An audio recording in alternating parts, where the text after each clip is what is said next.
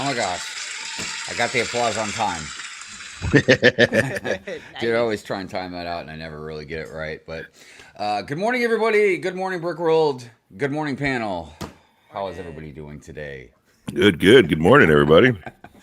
Hopefully, the weather is nice where you're at because it certainly is lovely here in Maryland. Mhm. It's been a little warmer lately for October, but yeah, I mean, I don't want to talk about climate change or anything like that. Just saying the weather's been wacky for years now. But yes, it is another wonderful Sunday, another wonderful Good Morning Brick World.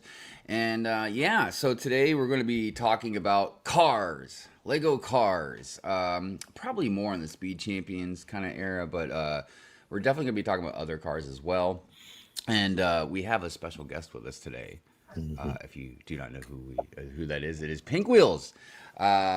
Yes, Meredith is going to be joining us today to talk about cars, and it is also Breast Cancer Awareness Month, and just like with all these months that or the highlight things, which is great. It's always great to highlight things, specifically. But remember to think about these things throughout the year, not just one month.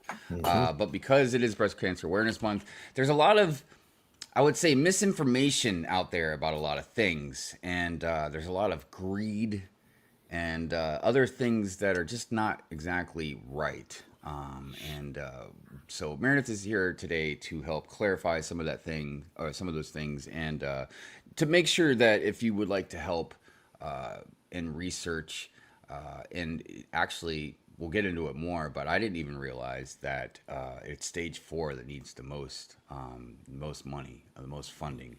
But she's here today to kind of help us with that kind of stuff, information, and we'll have some links and stuff that we can share. It's just I always knew just one foundation that was kind of an issue, and I only knew that basically because of word of mouth stuff. But once Meredith kind of showed me some things, and I've been doing a little bit of research myself, it really opened my eyes to a lot of really disgusting things that's kind of going on in when it comes to that kind of stuff. So, anyways, so we'll talk about that a little bit more in a bit. But yes, before we get too much into things, I just wanted to also give another round of applause for all of you guys out there in the chat. We love you guys so much. Thank you, thank you. And as is tradition, I like to give a round of applause for all those lurkers out there. We appreciate you lurking.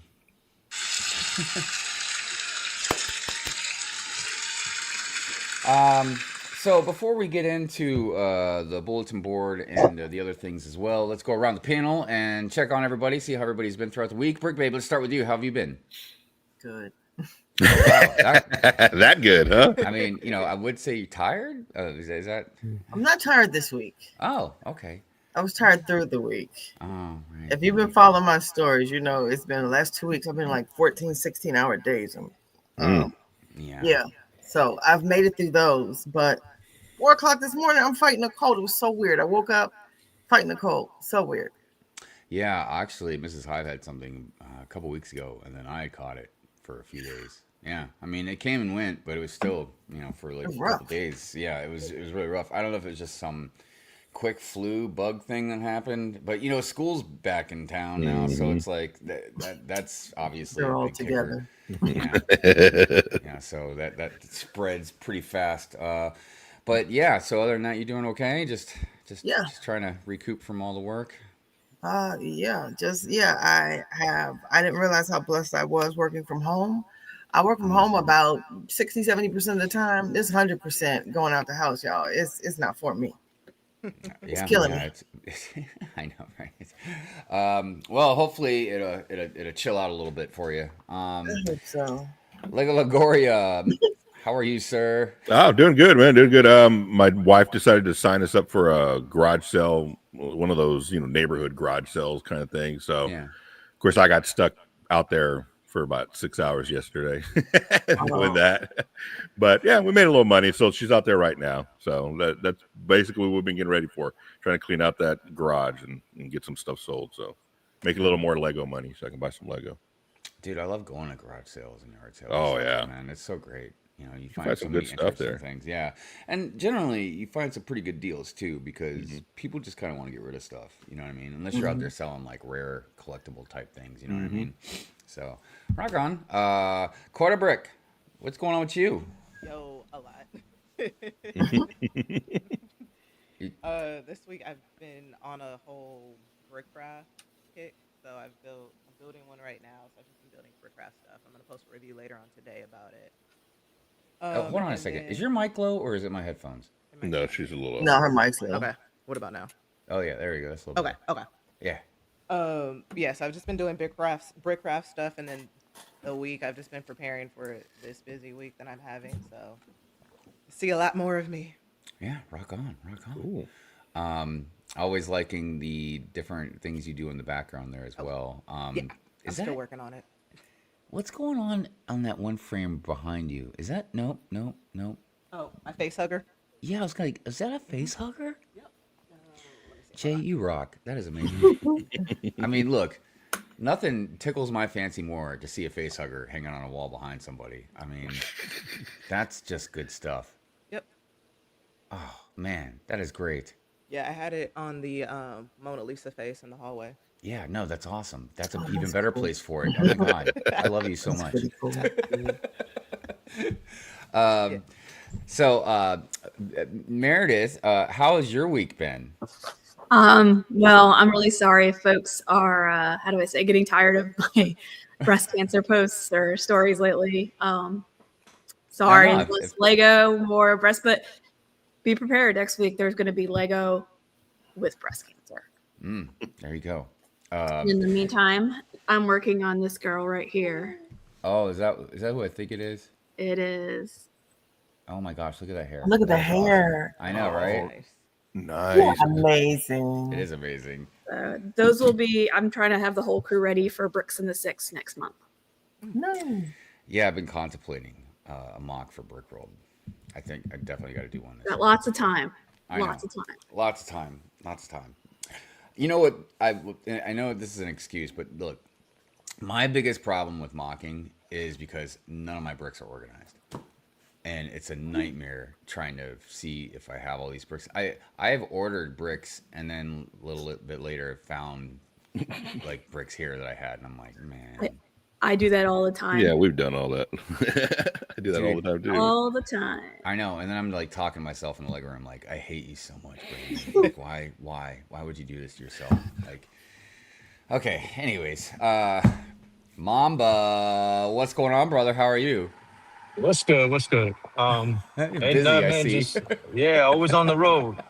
This is the early morning basketball season started. We just left Little Bricks practice, and now we're on to the vault.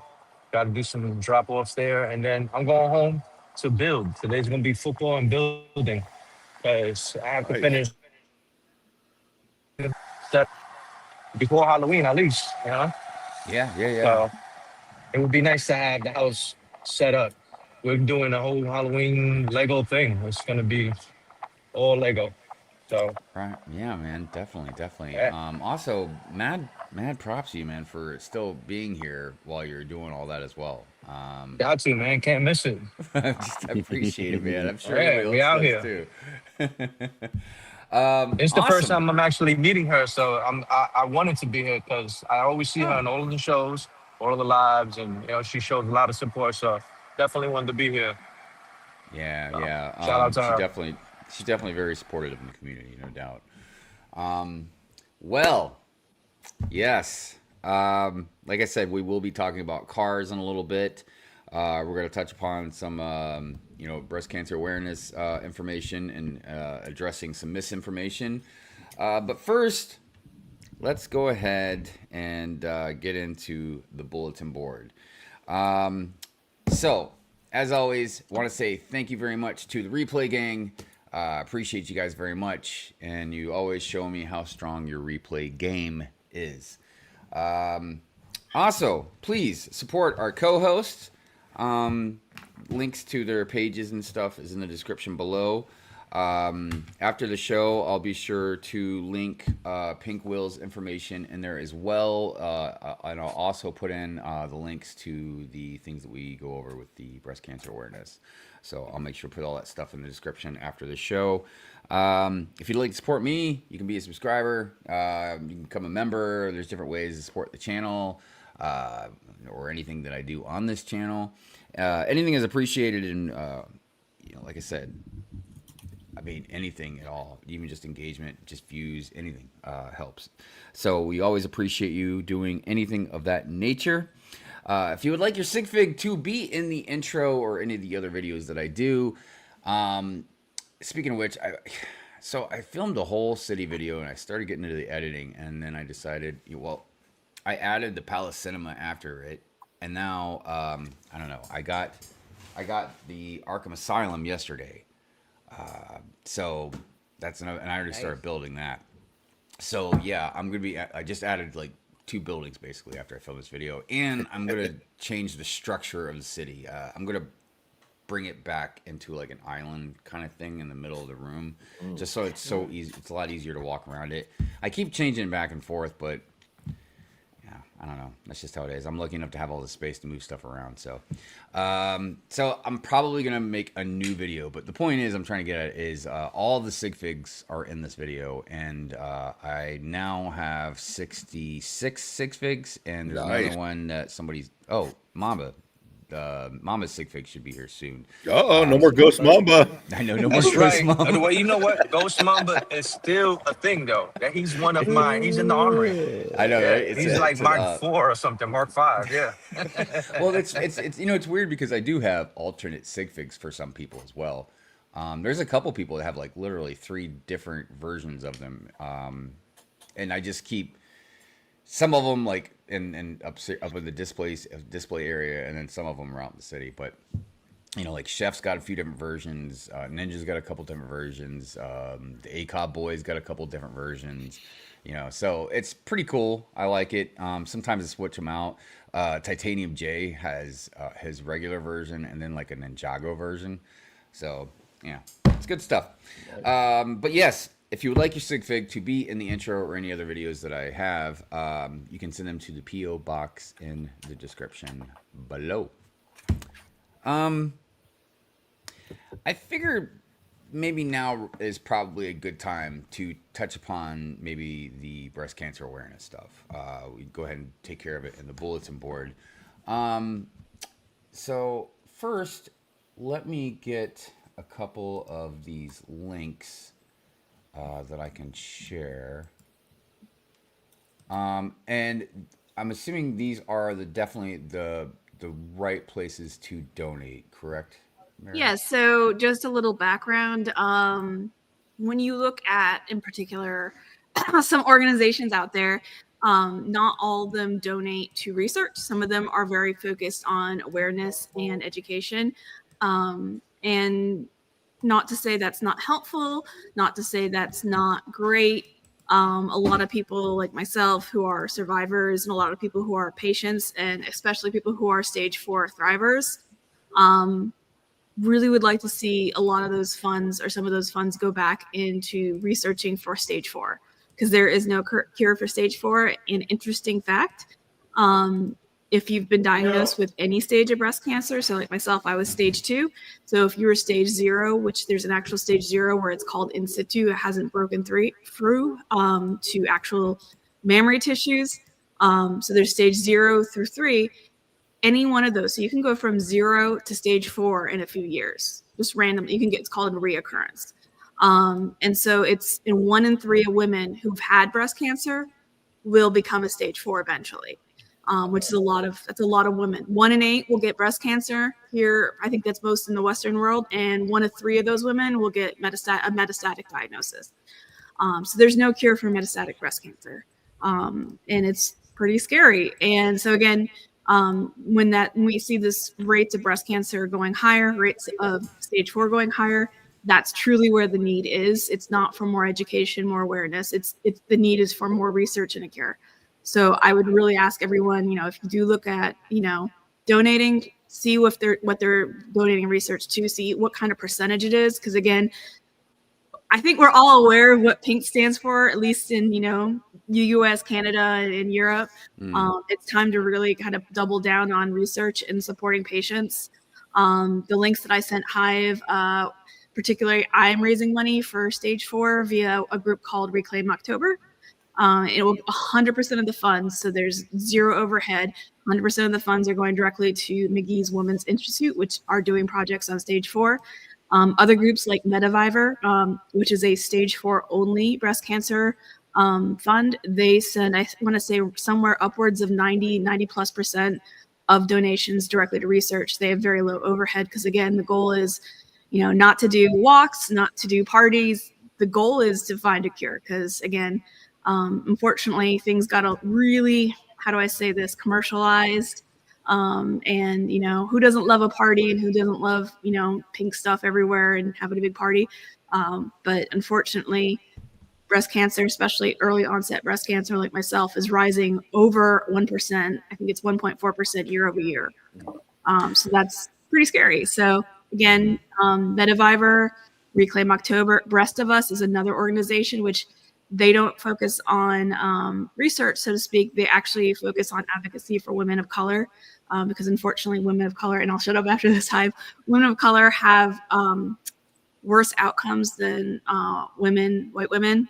The I think statistics for that were really interesting because they get it less, but when they do, they have have a percentage higher of mortality. dying. Yeah, mortality. Yeah. So it was just very interesting to me. So those Breast of numbers. Us actually goes directly to community support and patient support for women of color because, again, they have, unfortunately, the worst outcomes, and it's something that needs to be corrected. I think a lot of those funds go for them to go to retreats to help people in treatment, stuff like that. So that's a little bit more community orientated. And the other two are a little bit more research orientated, but they're all good organizations. You won't see them hosting 5Ks because that money is going to patients and to research, not to kind of have big hurrahs, so to speak. Yeah.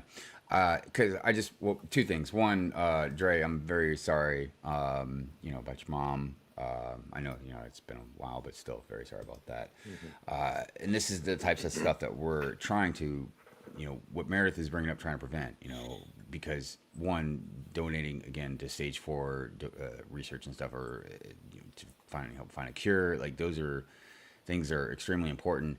But to a bigger thing, again, it's real easy, and it's and I don't blame anybody. Like if you see like a company or whatever saying like the pink stuff, or they're selling stuff or whatever, like you might not understand what exactly is going on. One, they might not be donating anything. They're just literally using the issue to make money, and that's disgusting to me. You know what I mean? I'm not against making money to donate back or whatever, or even to cover maybe your cost of whatever it took to do it. But still, like to just greedily just not donate anything, or even donating just a little bit. That's not enough. That's not the point. If you're gonna use that, then you need to be donating like as much as humanly possible back into it. But then there's like, that's the thing, is you don't know a lot of these. It's good to do research, and that's why we wanted to put these links out, because it's real easy just to say like, oh yeah, I'm going to give you money because it's a good cause, and you think it's a good cause, but you don't know if they're even giving any money. You don't know how much money they're giving. You don't know who they're going to donate to. So it's really important to try and get the correct information. And I also want to state, this isn't just for breast cancer awareness either. It's very important if you donate to anybody for anything. You know what I mean? Even like smaller things, like just taking stuff to like Salvation Army or whatever. I can't remember which ones are good and which ones are bad. I always get them mixed up. You know what I mean? But some of them don't really donate the proceeds of the money they make off stuff that you donate. So just anything in general, just do a little research, try and figure out, the best one to donate to, because you might think that you're really helping a cause and you're not. You're just helping somebody pocket money. So I have to speak on that with the donations. So a lot of organizations, I think it was like the earlier mid 2000s, there was a lot of things with everything pink. But if you look at like the fine print on, say like the commercials or the items, it will tell you what their maximum amount that they're willing to donate, and that's literally for these big corporations for their tax write-off. So I'll Exactly. use the one that I remember the most was the Yoplait, the yogurt. You rip off and you pull that, but if you really Kids. look, yeah. And so with that, it was like, oh, out of our profit and proceeds, we're gonna donate $1 million. Yoplait got that money in 2 days. So after that, all of their people having a rush and influx of buying their products, they're just profiting. So definitely look at the fine print, and like what Meredith was saying, go straight to the source with that, because when you really think about it, with all these extra things as far as like the 5K runs, and this is with any organization that is a nonprofit, so out here it's a 501c3, look to see what it is. It's all public information. I believe there's one website you have to pay for. It's Gold Star, but if you want to, you can request for that organizations for their tax, because it's a public thing, so you can see exactly where the money is, especially if it's a one that you're really, really passionate about, so you can see how they're properly allocating their money. Yeah. And I know that from me with grants and nonprofit work. Yeah, ProPublica will actually, you yeah. could go online, ProPublica, and look at any charity in the US's tax filings. Yeah, I mean, because even like, yeah, like the big, huge corporation, and they're like, yeah, we'll donate, $1 million, and you might think like, wow, that's such a lot of money but they just made 50 million easy or something off of just all that stuff. You know what I mean? It's like, dude, the world is full of people that will, just greedily take advantage of people. You know what I mean? Doesn't matter what it is. You know what I mean? They will take advantage of people's goodwill, and it's just absolutely disgusting when it happens, because people will pour their hearts out and give money to things and not realize, it's not even going to that or this or that, so just like I said, it's very important to just do a little research, the website that Meredith just mentioned, there's ways, the internet's at your fingertips. Yep. You can find out who's good at what. And once you find an organization that's good, spread the word. You know what I mean? Because look, somebody, I don't want to say who, somebody showed me a video of this dude on a treadmill, holding a Death Star box, trying to like raise money, you know what I mean? And look, even though he said he was going to donate money, you don't know, again, how much he's donating, where he's donating it to. Then it's like, are you just doing this mainly for clicks, you know what I mean, and likes and people calling you a hero and looking good in a good light? Because a lot of people, they don't do stuff like that. They just donate. They don't make a big thing out of it, make videos and this and that, you know what I mean? Like, they just do it. So, and again, I'm not saying if somebody made a video, they're bad people. I'm just saying, like, you have to put a lot of stuff into context and understand They may just not understand. And the best thing, I think, for anything like this, any cancer, any serious illness, just reach out to people who are either, have had that illness or maybe have been a caretaker or been impacted, and just ask them what's the best way to make the biggest impact. Yeah. And look, even on a personal level, and I know this is maybe sound extreme or whatever, but if you really, really want to help, reach out to certain organizations that are local to you. Maybe you can go and do something and volunteer. Maybe you can just be there for somebody. Maybe somebody just needs somebody to even just talk to. I don't know. You know what I mean? There's also, this is something else I never thought about, and Meredith told me, is like a lot of women that are going through this, they also are not working. They don't have any income. You know what I mean? They just might need help with some bills. You just never know. You know what I mean? But just easily being like, oh, pink, and let me buy a sweatshirt from this company, and I feel like I'm doing good. Like, just perspective. That's all. You know what I mean? And if you really want to do good, just make sure you're doing it the right way. Is there anything else that we should? I mean, we kind of talked about pink washing. We brought over some stats. Just cold hard cash in your time is the best way to make an impact. Yeah. So, all right, good stuff. I'm glad we got to share a lot of that. All right, I think it's about time to get into the highs, hellos, how are yous, and good mornings. But I gotta find this music. I feel like I can't do it without the music anymore. All right, there we go. Your I'm next not used to being tune. the producer back here. All right, what we got? Anthony. Good morning, Anthony. Morning. Good morning, Hive, and good morning, Brick Hive crew. Heading out for a date. We'll catch up on replay. Have a great week. Well, thank you, and have a good time on your date. Yeah. And might I say, a morning date. I've only had a few of those in my lifetime. You go out and have some breakfast or something. You know what I mean? But yeah. All right. Cajun A-Fall in the house. Good morning, everyone. Have a great Sunday morning. Well, you too. Thank you. See, we got Hoarder66 out there. Says, good morning, Brick World. Good morning. We got Dan out there. Says, I look forward to this every Sunday morning before I leave for work at 8 a.m. Does it say 8 a.m. or BAM? It says BAM, right? It Yeah. doesn't matter. Bam. Great way to start my day. Thanks, crew. Well, thank you, Dan. Well, thank you. I appreciate that. Yeah. And it warms my heart. It warms my cold heart, man, when we find out that we're entertaining people. And yeah, that's awesome. Ultra, what's going on? Good morning. Oh, I'm sorry. Good afternoon to you. You know, it's so weird, you know, because we're so international that, you know, it's like, well, it's really probably not morning for a lot of people out there, but it's all good.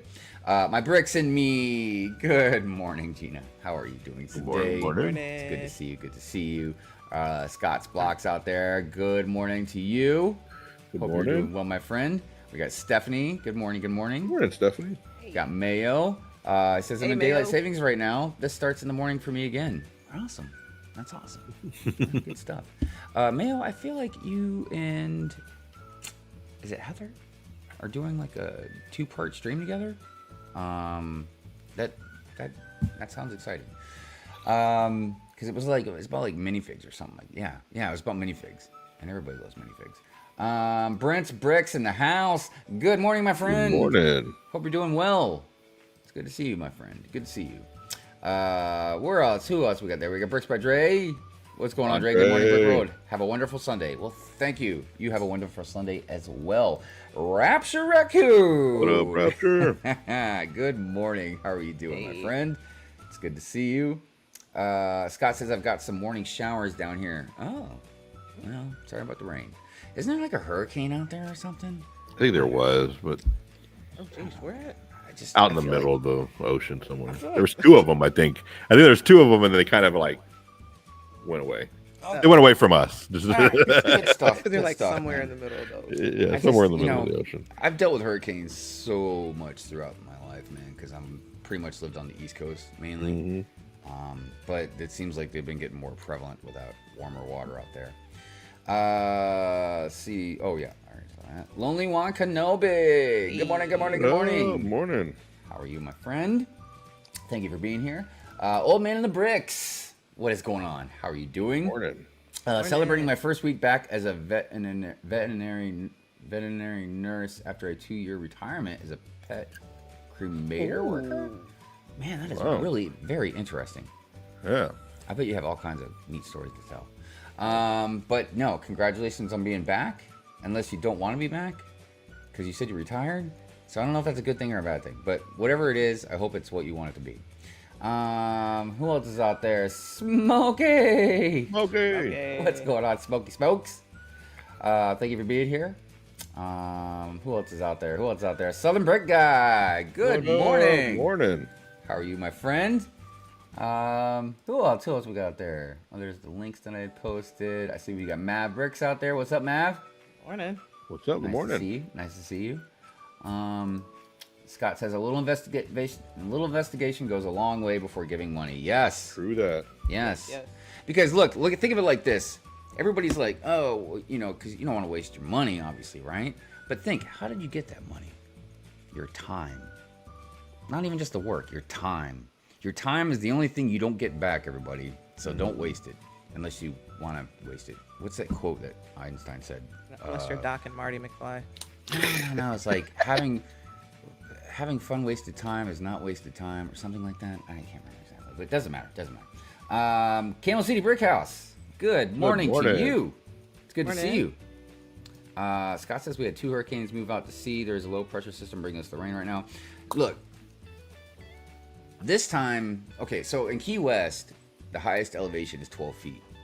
And it's like in the middle of the island almost, right? Mm-hmm. So when there's a hurricane that was really close when I was down there, it was in like the late 90s. It went through the middle of the Keys. So we got like the really inner bands. Mm-hmm. And yeah, the island was flooded like you wouldn't believe, right? Oh, yeah. But I was in like my early 20s. I didn't own a house. So I just didn't think of it the same way. Now I own a house. Right across from a lot of water. And the level of the water is already high in my opinion. So like when we get high tide, it's obviously kind of scary. But there's been a few times since we've been here in the last couple of years where it's like rained a lot. And we've gotten some serious flood going on around the house. And then one day our neighbors told us that the old house, this is a newer house. This house is like 15 years old. So there's like some crazy hurricane, whatever, 15, 16, 17 years ago, and there was like 4 feet of water here. And because now they tell you. well, when we Right. bought this place, I didn't understand why all the electrical outlets down here in the Lego room were like up to my chest.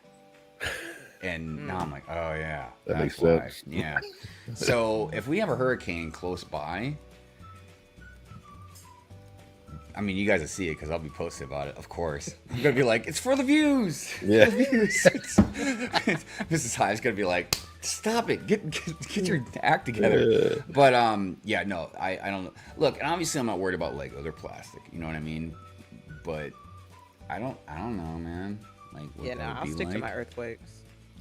Well, it seems like no matter where you go, you're gonna Yeah, deal with there's something. Because yeah, I lived in Cali, and the duplex that we lived in, there was a big crack right up the front of the house, and they told us because of the last earthquake that happened, it created that crack. You Yeah, go just down a little south, shake. you've got hurricanes, tornadoes. Yeah. East Coast, definitely hurricanes. You go up north, you got to deal with blizzards and crap, or just cold weather in general. Dude, I remember way up north, one morning, you know, when I was in school, it was so cold, your breath would start like to kind of crystallize in the air. It was stupid. I'm like, why would people live here?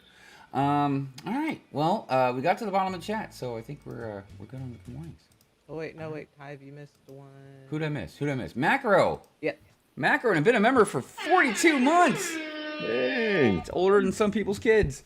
Macro, love you, man. Appreciate it. Here you go. Big kiss for you, brother. Appreciate you, man. And let's see, what are you talking about? Oh, you guys talking about PPV and shake and bake, right? Right? Yeah, speaking of shake and bake, we are going to be talking about cars, man. Yeah. Yeah, shake and bake. Oh, gosh. Man, that movie is so funny. I can't right now. So before we do car talk, you guys know what's up next, right? As always.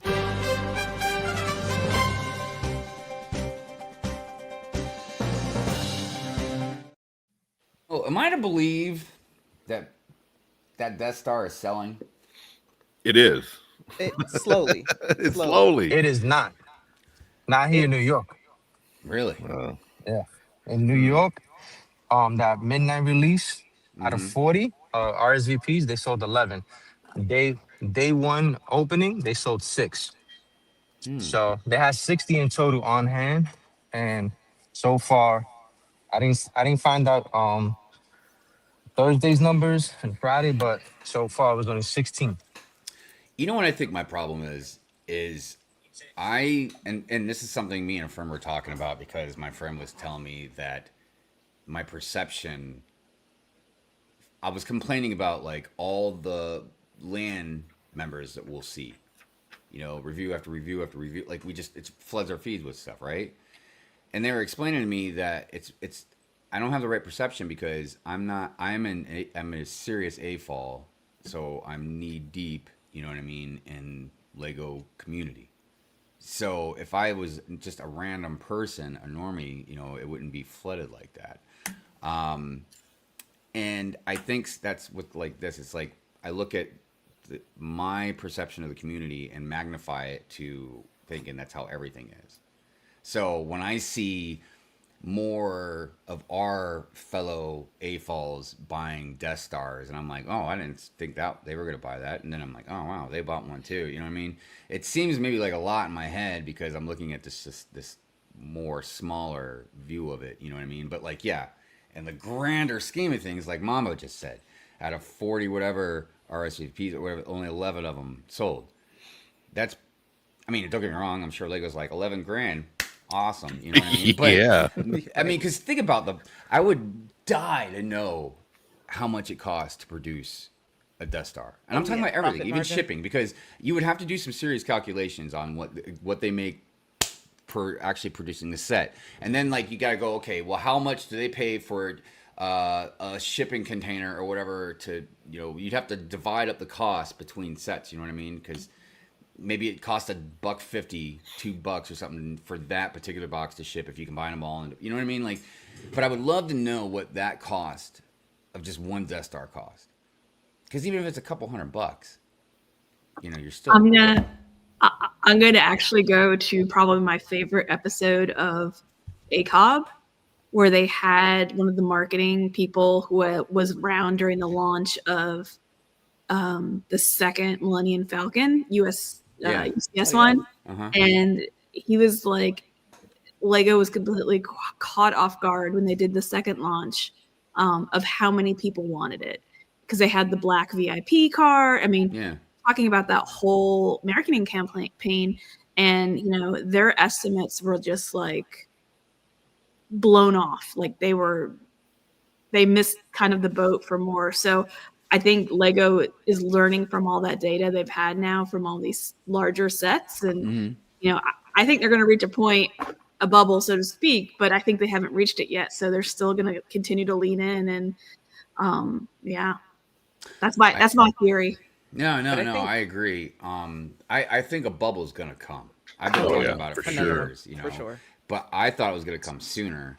But something's like, look, I think Lego has just reached a point of premium level, like Apple and stuff like that, to where,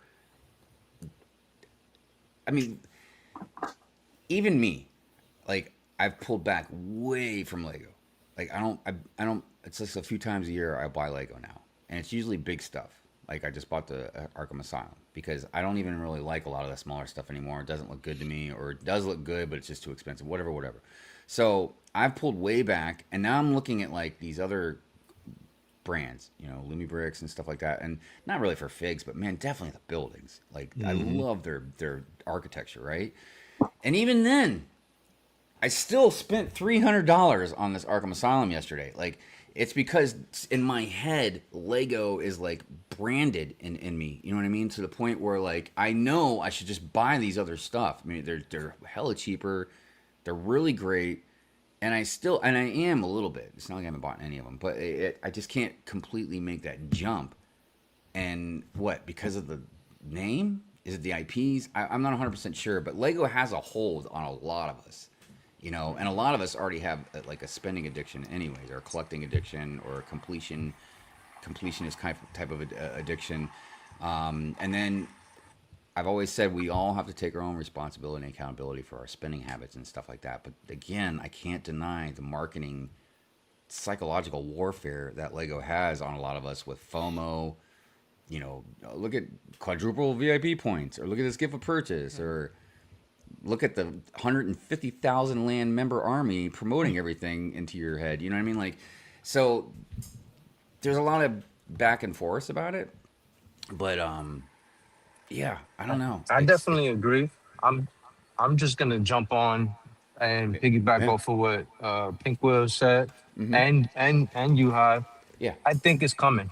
I don't think it's the hype was the bigger picture of this sale. I think later on down the line, not a Black Friday thing, but maybe a double VIP somewhere.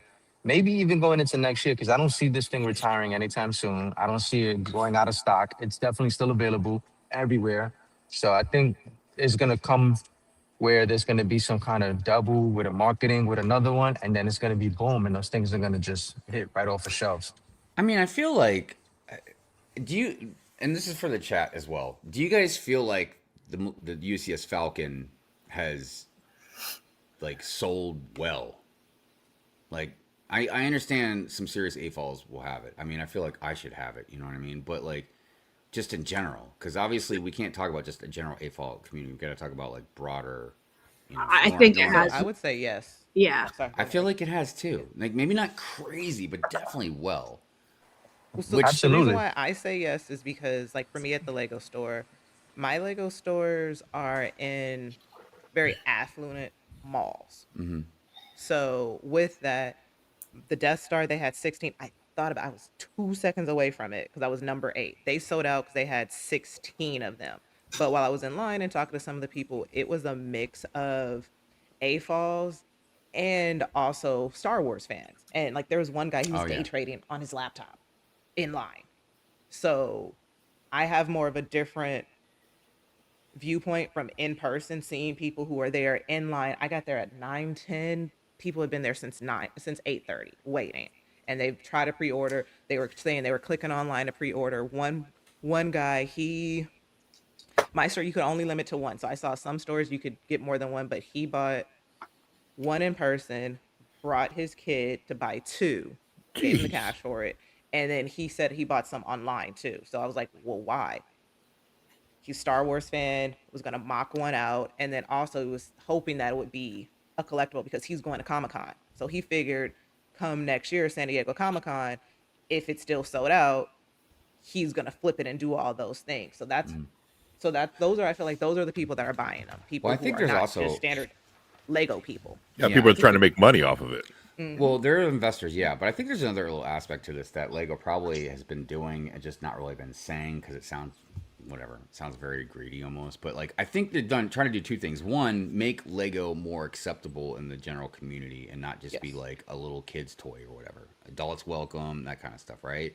And not to mention, again, accommodations of like the Lego movie, COVID. You know what I mean? Just influencers, not just like glam members, but even us. You know what I mean? We promote Lego even if it's inadvertently. You know. Then the other thing is trying to make themselves premium on top of that. So if you get yourself into a wide, worldwide type of edge, you know, and then you're premium on top of that, not just like, oh, we're just normal. Like think about it, like Mattel is hugely popular. You know what I mean? But we wouldn't really call them premium, you know? So But if you get that, huh? they had like it was like a Razor Crest that came out, like their quote unquote like almost Black Series or whatever it was called. Mattel had some, You talking about the HasLab? yeah, it's Hasbro. I'm sorry, Well, no, but the HasLab I would put into a premium aspect. Yeah, You know what I and mean? you Because have that's kind of collectibles. another niche thing, though. And some people would try and do it with maybe the Black Series or whatever. I don't know if you could or not. But the point is, spreading yourself the way they are and then latching premium on top of that is a key thing to attract people with money. Because now people with money, especially maybe single people or people without kids or whatever, you know what I mean? Like even people that are my age, you know, Gen X or maybe like an older millennial or something.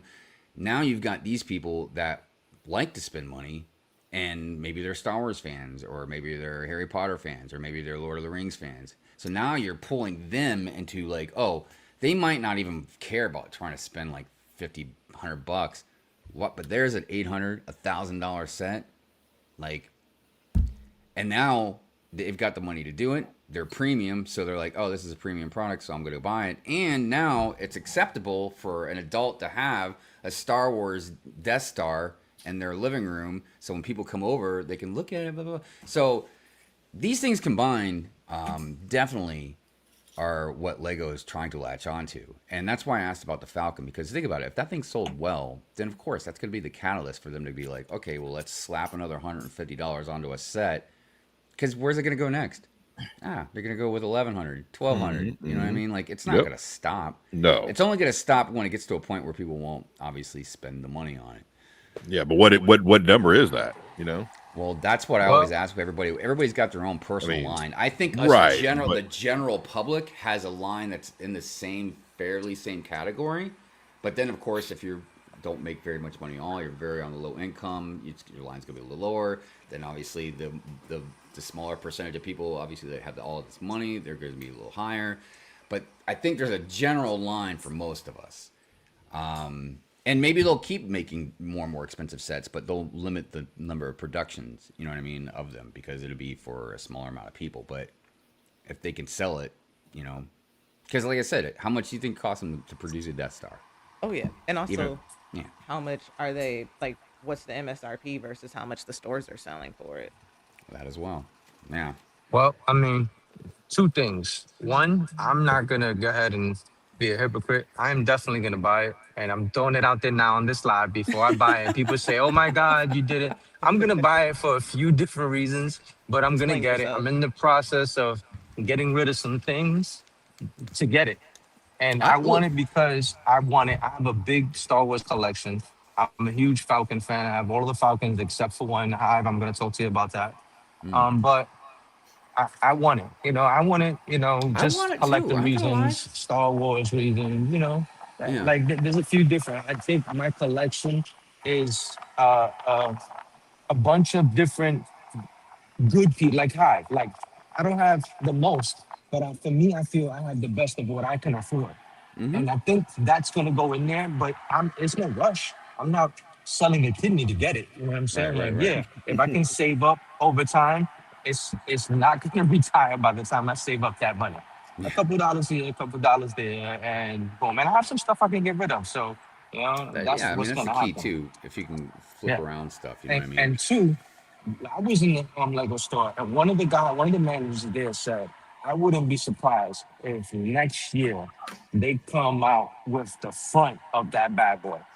And it blew my mind because if these guys think that they're gonna go ahead and throw another $1,000 half a Death Star out there, then the year after throw another part and have you spending damn near $4,000 or $5,000 on a Lego set, come on. They got it. I'm saying they're trying to Yeah, They I figure have that mean, out. many ideas They rope now. a They doping might be people. lurking. yeah, I mean, just because I've got complaints about it, man, doesn't mean like I don't want it. I'm just not spending $1,000 for it. I mean, but if they drop the price down, like I don't know, to like $1.50, you know, I'm just kidding, $1.50, I but mean, like even you know, still, significantly a lot. even for us that are just making it by, like I have a decent job, I get decent money.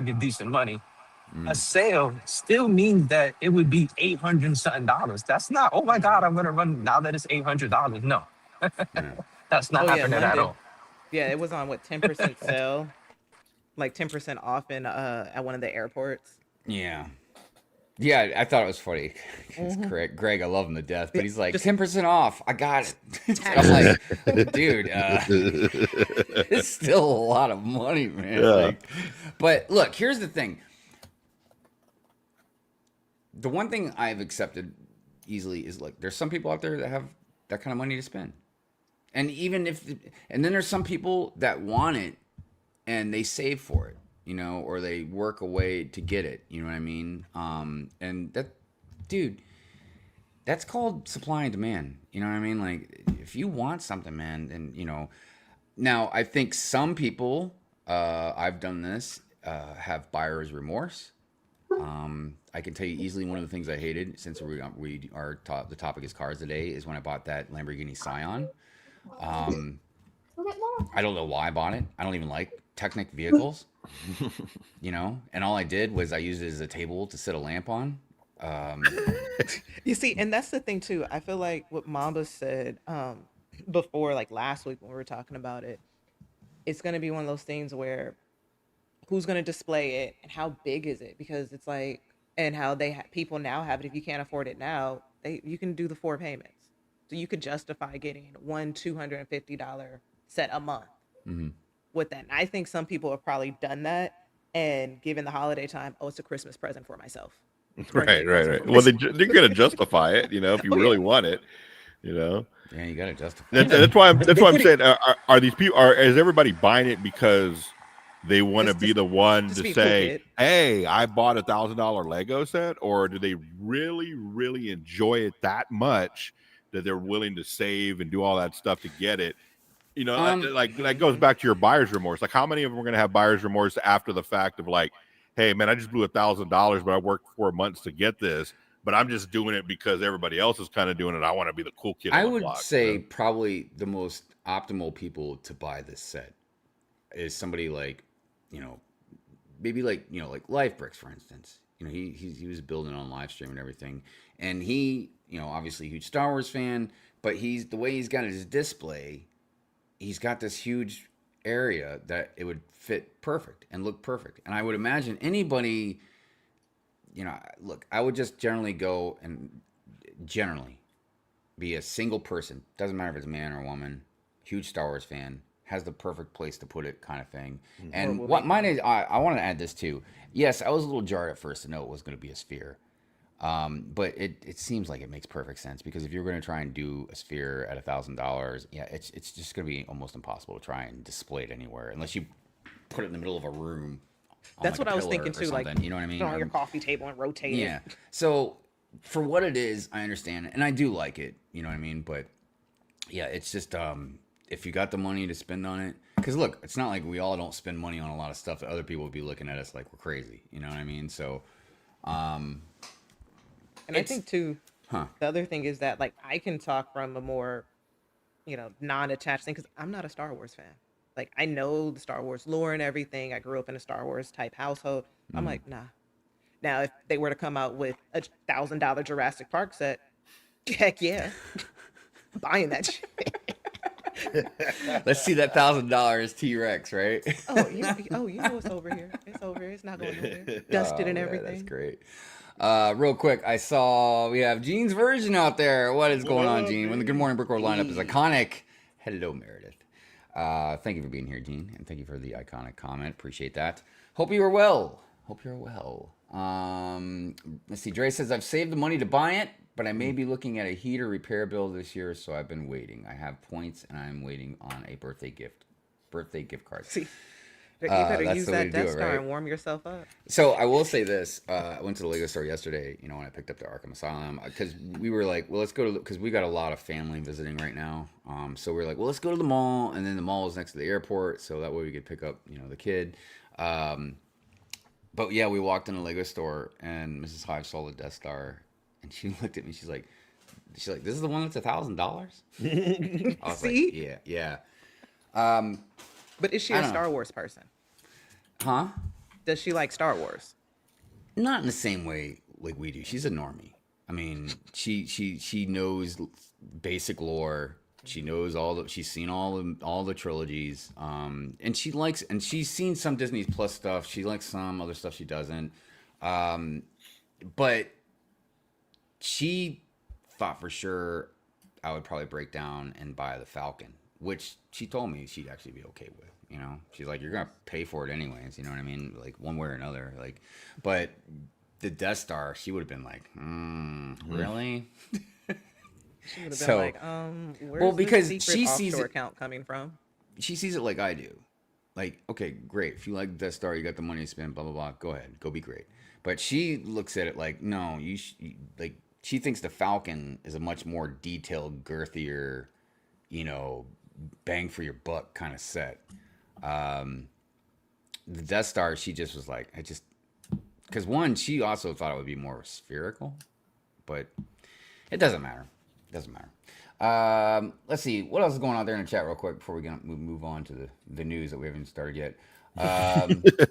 Wait, is Natalie there too? Oh yeah. Wait. Oh yeah. Oh, floating around, right? She was. She's gone now. Floating around, yeah. What is it? Macro said $1,000. That's like 20 ounces of silver. No, seriously. I'll give me a grill or like a Lego custom grill or something. That's too funny. All right. Let's get on to some news real quick here. Share the screen. Also, everybody, like I said, the stuff that we talked about earlier about breast cancer awareness and everything, I will make sure after the show to put the links to all that as well as Pinkwheels links as well in the description below.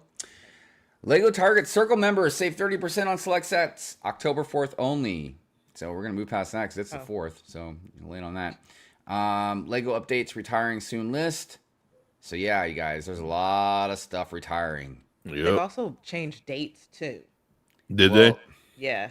Well, For the good and the bad. So typical Lego. Yeah. I know, Andrew, you might want to double check what sets you want. Yeah, I got two of them that I still need to get. The Hocus Pocus house I want to get, and the that's such a good set. I'm building that this week. Snow White one. Oh, maybe the Snow White one I'm thinking of. One of them was on sale. The Hocus Hocus Pocus. Pocus Hocus on Pocus Amazon. at Target and Amazon will have it on sale this week too. So this is important, everybody. One, there's mad deals getting ready to go like Prime deals. There's already deals happening right now. But keep an eye on deals. Yep. And right now, if there's anything that you want to buy, check to make sure it's not retiring or when it's retiring. Yes. Because there's like crazy stuff retiring right now. A lot of stuff. Yeah. I'm surprised it's retiring so fast, but I'm kind of not surprised because I'm like, they have so many stuff out or so much stuff out. Like they can't just keep everything. Jazz Club is retiring this year too. I thought that was I thought that was already retired. Yeah, No. me too. They kept talking about it. The Lego Virginia factory raises the final steel beam. About time. That does not mean they're done. The new Lego factory in Virginia has reached a major construction milestone with the placement of the final steel beam on the main production building's frame. The steel topping out marks the start of the next phase of construction for the factory, which still remains on track to begin production in 2027. Begin production in 2027. So this is going to be a while. We've already touched on this before, but there will be over 1,700 positions, and you can sign up to get notified of any openings. So if you're down there in the Virginia area, go check it out. It's going to be moving soon. Yeah. Shoot, I might move over there. The over US 1.5 billion investment includes the factory and a regional distribution center. The factory will create more than 1,700 jobs and is set to open in 2027. I would really be curious to know what those 1,700 jobs pay. I'm just very curious about that. I wonder if one of them is the $1,000 set. The AI coordinator still. Well, because Virginia's a right to work state. I mean, I feel like almost every state in the state is a right to work state, but there are like technical things about that. Let's see. The steel topping of out milestone was celebrated with a signed beam and a 2.5 foot tall Lego brick tree. Like what? It doesn't matter. A playful take on the construction tradition. Very nice.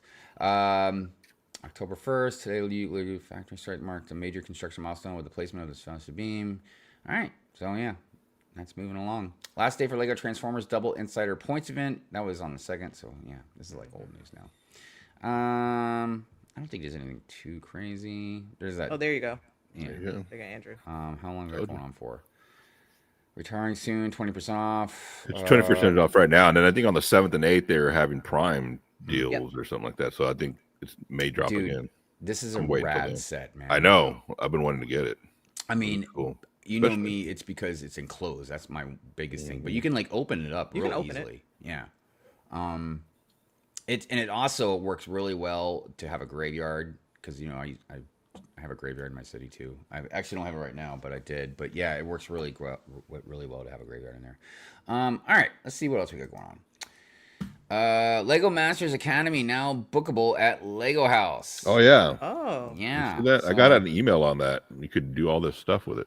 Yeah, here we go. Cool. The Lego House now has a new attraction that's a real highlight, especially for fans of the show, the Lego Master Academy. 3 different levels are available for booking, allowing you to experience for yourself what it's like to be in the middle of a Lego Masters challenge. I immediately checked out level 2, and the moment I entered the area, I got the right feeling. You walk through the gates, the lights glow, and suddenly you're standing in a huge room. It's just like being part of Lego Masters Live. Interesting. That's cool. Yeah. You know, I would say this is a really good place, not just for kids, but also if you're just really wanting to begin to learn, about just building techniques in general. But wait, yeah, good stuff. So does that mean you still have to win the raffle to go first? The second part, or is that separate? You can just hop on flight and go there. I thought there was also a link where you could go through, like buy tickets to go through and everything like that. Okay. Be sure to check out the Lego House website for times and prices. Yeah. There you go. Okay, so it is a separate part of it. Okay. Yeah. But if you're able to do it, good stuff. 15 years of Lego Ninjago. What fans can expect in 2026? Wow. I remember when it first came out. Dude, I've got the 10-year printed tile of this. It came with Ninjago City or Ninjago City Gardens. Wow. Damn, time's flying. Let's see. Family also offered a small preview of 15 years of Lego Ninjago. The anniversary will take place next year and is sure to be quite exciting for Ninjago fans and minifig collectors. In addition to new building sets and various promotions, there will also be a special surprise for the community. As Jay's Brick Blobs reports, 7 mysterious black minifigure silhouettes featuring the anniversary logo were presented at the media days, which will play an important role in the anniversary celebration. So I guess if you're really into Ninjago, yeah. Let's look at those pictures real quick. Dude, come on. What are you supposed to get from that? Those all look like the ones. Are you serious right Welcome. now? Oh my God. I guess because they made the gold ones for Harry Potter, they're like, we'll just make all black ones. Dude, I swear, Lego is so fake, man. They are so fake. They made the gold ones for Ninjago for 10 year as well. So See, that would look better than just. But what's the point of this? What like tar got spilled on. So you know that there's going to be 7 minifigs? One's gonna have the hat. One's going to have a hat. The other one are just gonna all look like Not this. the hat. No, well, I don't know what it's called. Because I was gonna say the old dude from Mortal Kombat. Oh Oh, Raiden. Raiden, Yeah. yeah, got the Raiden hat. He always made that noise when he'd like fly to somebody. Dude, this is rad. Wow. And look at those Yeah. northern lights. How The, pretty. Oh, the Northern that's Lights kinda cool. diorama. Yeah. Yeah. That's pretty. Do we know mean- how many dioramas they're gonna have? As many as they can produce, I guess. Okay. Also, wait, Hive, go up. 1,000 of them. So I don't know what the thing is now. So if you look on the diorama box, how they have the present. Correct me if I'm wrong, but they used to have on all GWPs that box, but now they're starting to put them on miscellaneous ones. Oh. Cause like I have like the Sega Genesis, that controller doesn't Yeah. have the present. This one, Well, what's the present represent? I thought it was supposed to be a GWP, but this was the GWP for this month. Well, one of them. There's no present on it. Well, So now Yeah. I'm like, well, what does the present mean? I don't know. What does it mean? Chat. I thought the president had the little ribbon on the inside that said limited edition. Well, this does That's say what I limited thought. edition across the bottom. Yeah. I'll have to double check mine. I'll pull out. Yeah. So look, let me preface something here real quick though, because it says limited edition. So I can assume this won't be back, Yeah, Right? that's probably the case. right? I Okay, mean, but they've I done have- that before, right? Yeah, they've done that They before. bring the back whole like three the There's a diorama. possibility that the Genesis control might be a hint at something coming later. So I'm just saying, Lego. Yeah. Is it limited Yeah. or not? If Because if you're lurking making in me the chat- run to the store to buy something to get this limited thing, and then like in 2 months I see it somewhere else, I'm like, hey, Pissed. yeah, I don't want to be a hot little potato, man. So, anyways, but Northern Lights, very pretty, good stuff. Game Boy, we've already seen that. Look at this mug. Amazing. I like Look the at this mug. I like that. That's a terrific little mug. Oh, oh, and they got a bucket too. Oh, There you is it guys available go. now? Let's see here. Hot chocolate, also pen holder on your desk. $25. I know that mug can't be $25. It's gotta be something else. 'Cause if so, Well, you will it see is that. Lego, so it could be $25. Dude, but it's a mug. Look, that better be microwavable, safe. They're like somebody dishwasher hand painted that safe. snowman on there. So come on now. All right. I can't look at this without getting mad. I Such an can't. amazing moon. I can't. I don't know, dude. This right here is absolutely gorgeous. It's nuts. And it's all 3D. Oh, I I know. know. I saw that too. That was Actually, Yes. we're gonna just. Get a Oh my little gosh, closer in dude. here. I love it so much, man. By far, like, there's so many rad things, on display there. I mean, obviously, dude, are you kidding me right now? Like, but something about that. Oh, I never saw that tiger. God dang. Oh, that's This is just, like, dude. how does your brain work? Oh, and by the way, the mug is $25. Why'd you tell me that? Well, if you need to get over that threshold, You need $25 to get over. You the guys mug. stop with your temptations. All the mugs look, are I get 25 bucks. brickheads. they also got a storage bin just like that mug. Oh, really? that's Oh, yeah, not yeah, Yeah. yeah. Yeah.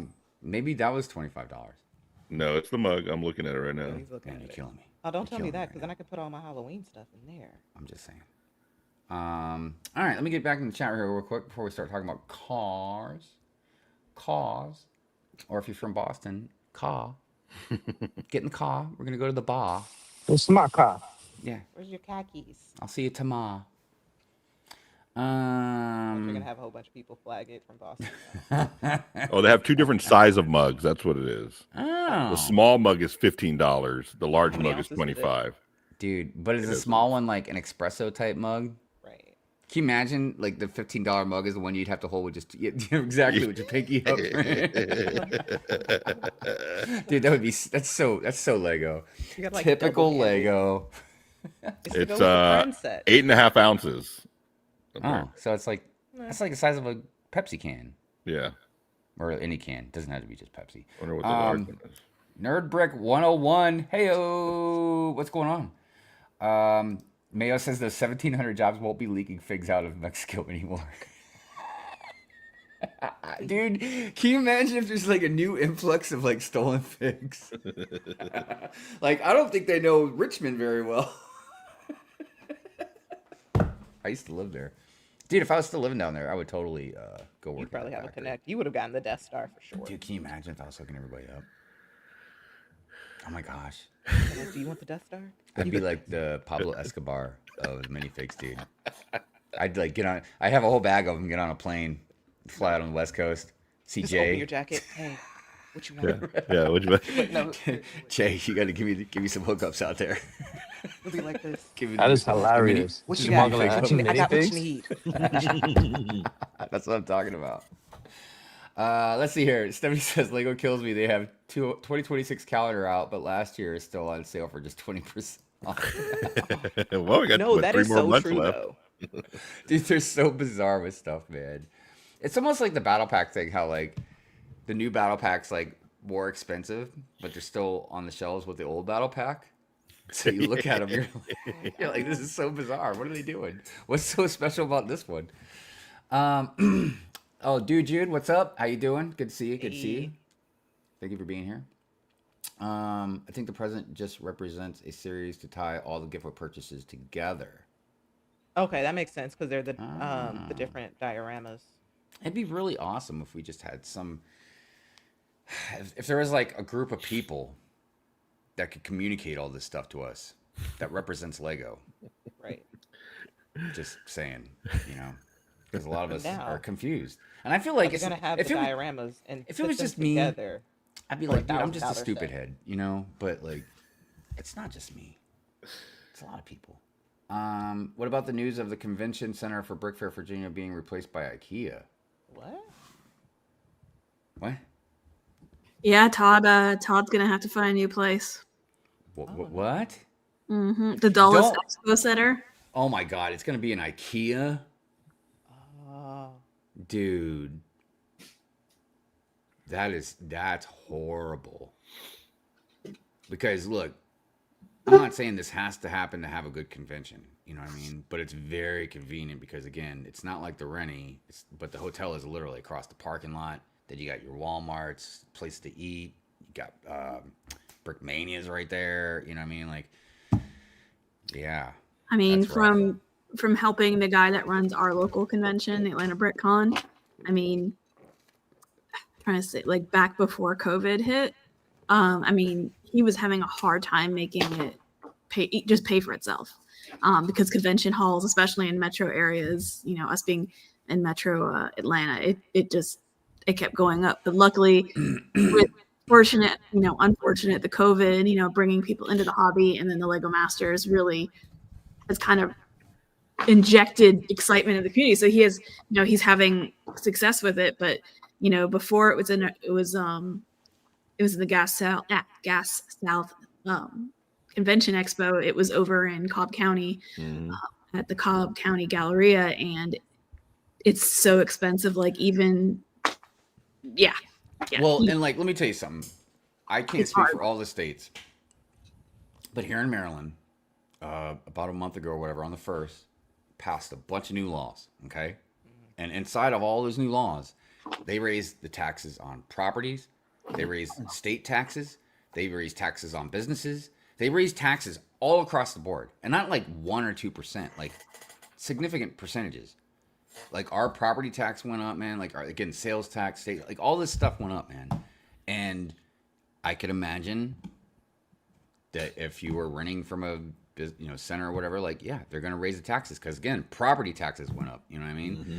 And the thing that makes me mad is one, we already pay a high amount of taxes here in Maryland, and two, where is the money going? This is something I've been asking for years, man. Where's the money going? Because our roads look like crap. Mm-hmm. Neighborhoods still look horrible. Our infrastructure's falling apart. Like, dude, that's why I get upset about that stuff, man. It's like, if you can justify and show me, like, hey, this is where the money's going, blah, blah, blah. And that's Maryland, man.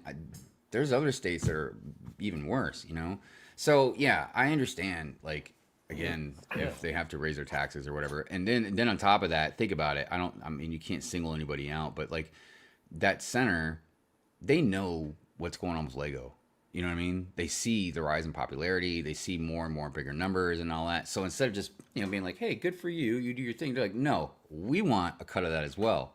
So yeah, I mean, if they know they're getting more attendance rates and they're making more money, they're going to want a lot more money for them as well. So No, this was back like in 2018, 2019. He almost folded because it was just Cobb County was the Cobb County Gallery was just too expensive.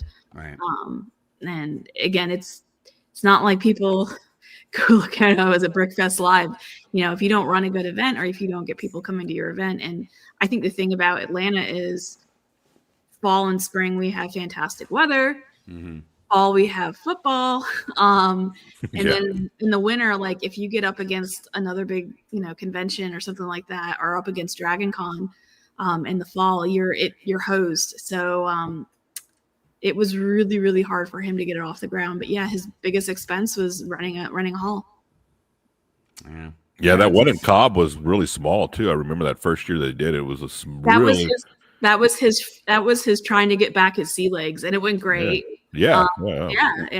And that kind of gave him the capital to put down on Gas South, which is a brand new expo hall. Yeah. And it's further out of the city. I know it's far from you. That's a good, almost a good hour to get out there. Yeah, but it's cheaper than Cobb, so well, nice and facility. And it's grown every year. It's gotten bigger and bigger there. And I mean, and then this isn't a convention thing, but a couple years ago, I started looking into maybe owning or whatever, however you call it, franchise of the bricks and minifigs. I looked into it. Shai actually kind of talked me into it at first, but all the information that I found out about it, is yes, they make a profit, but they don't make. Dude, I make more than them. You know what I mean? Like even at a weaker job. Like, I feel there's some of them that make pretty good money, but not many, man. They just barely kind of skate by. That's why the owners are always working there. Yeah, and look, I always, I joke around, and I make fun because they're like the Pawn Stars of like the Lego community and stuff. Like, I get it, the GameStop of the Lego community, you know what I mean? But like, I don't know how they survive anyways, you know what I mean? Because like, it's just like, dude, just trying to do payroll and pay your taxes and then just electric bills, and it's like, dude, where do you even get any money at the end? Like, so I understand why they operate the way they do, you know what I mean? Buy low, sell high kind of stuff. But yeah, I don't know. The upfront price is like between 50 to 90,000, depending on where you're at to buy the franchise with the even like everything. Even like Lego stores themselves, dude. There's well over 100 now throughout the world. There's like got to be way more than that at this point because a lot are being built in China. But there's like so many, and it's just like they're not. I don't know if they're gonna be unique as much anymore. They're just flooding everywhere. But anyways, by the way, Karma's loving backhand. Appreciate to see you. Good to see you. Good to see you. Glad you're well. Did I just break the news hive? It's been in Lego news for a fortnight. I don't know. Maybe. Maybe. See, Scott says New Orleans is claiming that out of the $2 billion that Taylor Swift and the Super Bowl brought to the city itself only saw $12 million. Yeah, that's what I mean, man. I don't know. But is that 12 million profit after they paid everybody, paid out lawsuits? Because I know, like out here in LA, our city controller and auditor, he is a beast. He puts on social media where our money's going to because the city of LA is possibly going broke, and he puts on there like most of our money is going to lawsuits and things of that. So it's like where after everybody's paid out, that's probably is the real money. Well, you guys have some income coming in here pretty soon with what is it, the Olympics and stuff, or isn't like China coming over there or something? Don't get me talking about that. It's a hoop show. Yeah, I'm just. It's not always the best, right, for the city when that happens. No, even in America and other countries like in Rio, the coliseums and everything they built dust. Yeah.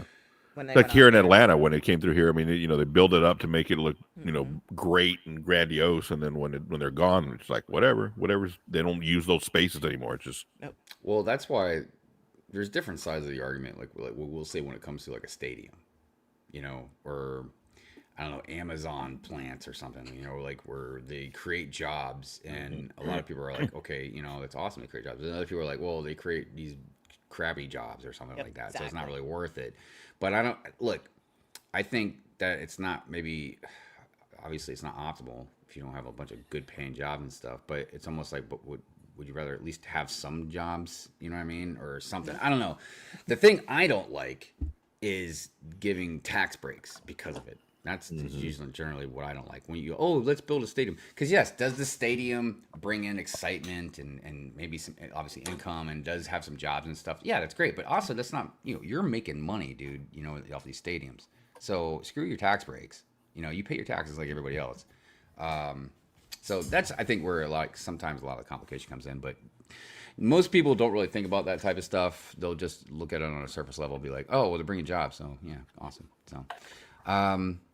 Anyways, Stephanie says, did anyone else's YouTube just crash? Send a pop-up asking for money to keep it from happening again show up?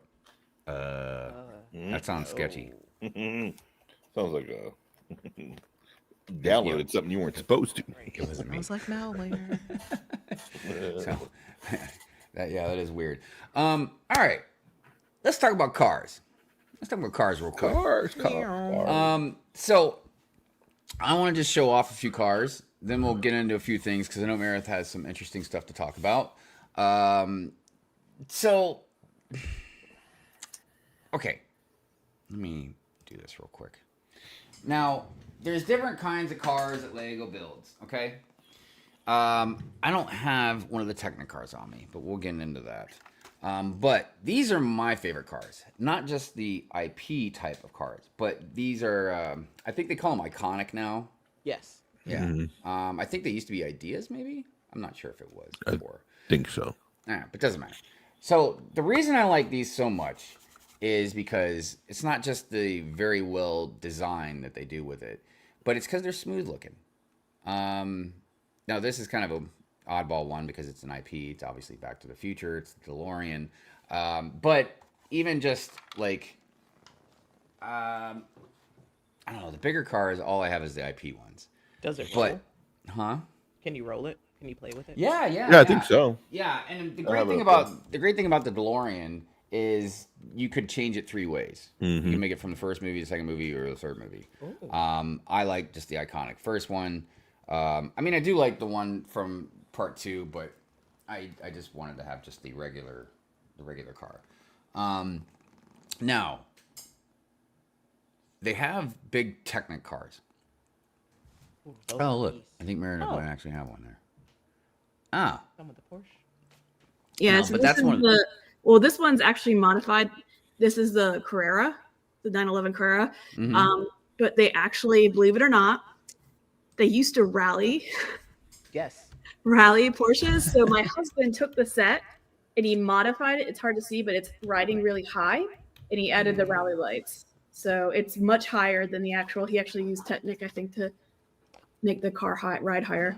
And he Nice. tires on it. So this would be an interpretation of a amateur rally corral. But yeah, we love this size. I wish they made more of these, like in this size as well.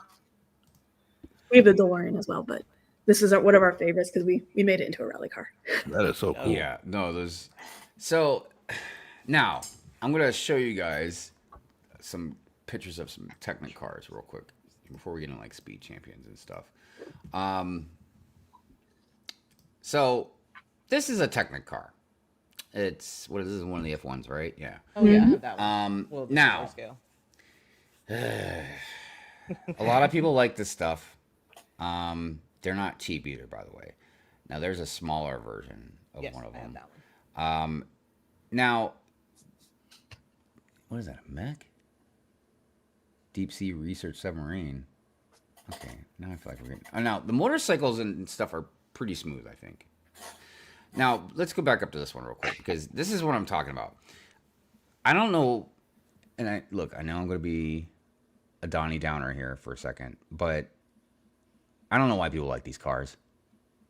They are the ugliest things, dude. I think it's just because it's the kind of opening price point Technic car that is just, it's not going to look as good. I mean, we'll even go up to this one. I will Dude. say the boxes are nice though. I I'm mean, just look, saying. it's because it's got holes in it and it's They're all cool. open and it just, Well, I you will know, say we had a bunch and we ended up selling a bunch of them because they were just collecting dust. But uh-huh.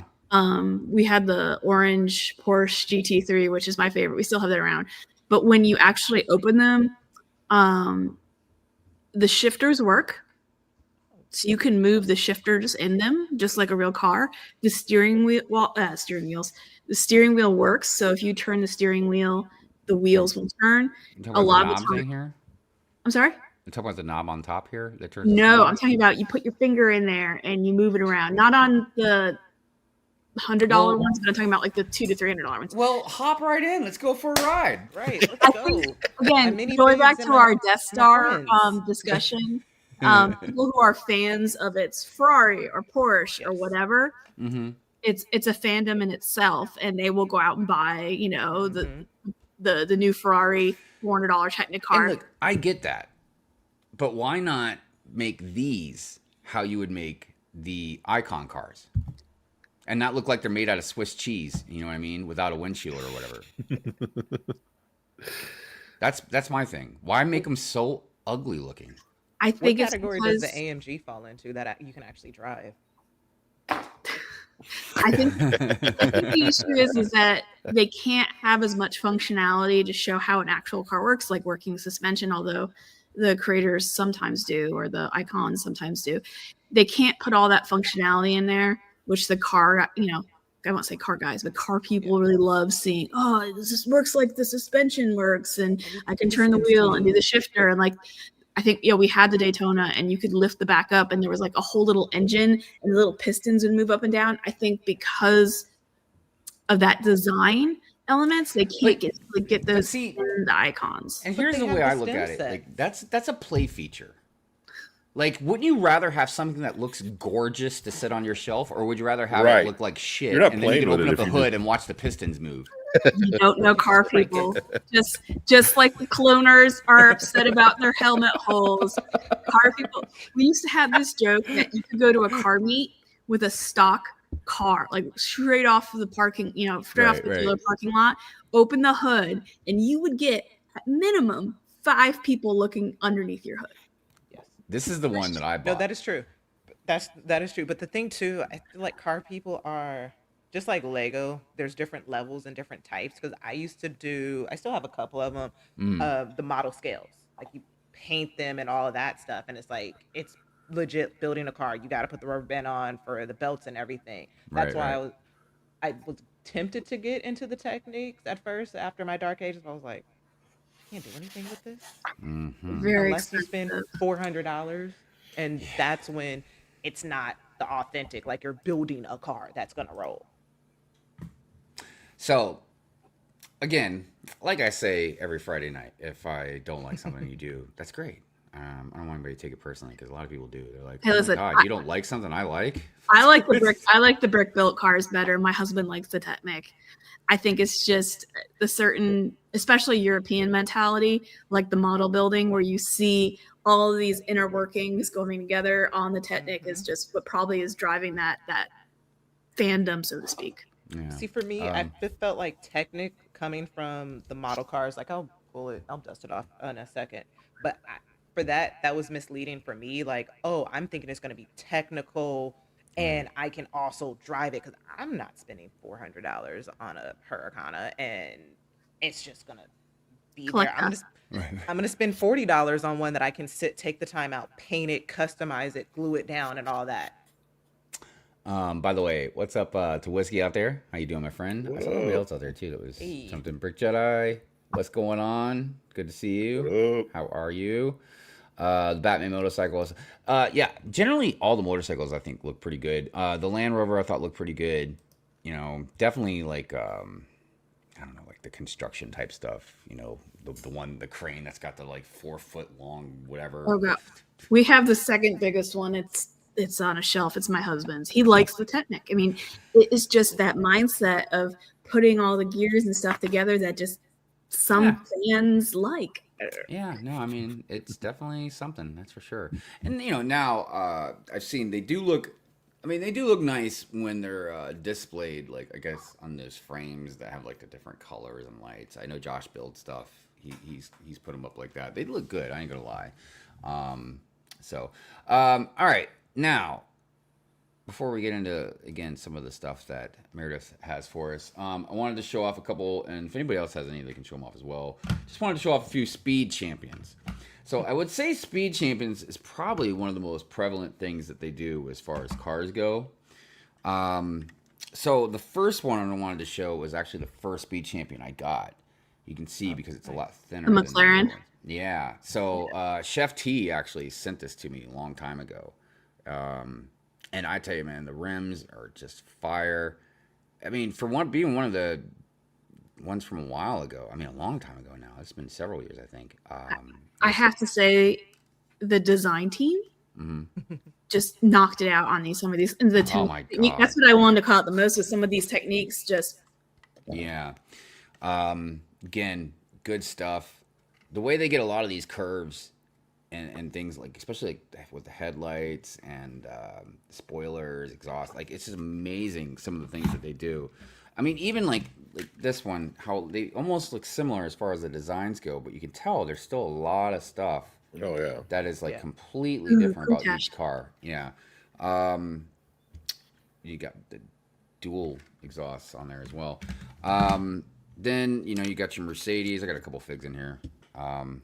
But this is one of the ones, the one that came with the, I think the SUV. Yeah, the 2-pack. Which, yeah, I got up there. I forgot to grab it. But again, the curves, the way they get it looking so smooth, man. I mean, we're talking Lego here. So it's really amazing. And then the last one I got that I was going to show was this Audi. I really liked, again, the design of a lot of... Hey, Hive, can I interject here? Yeah.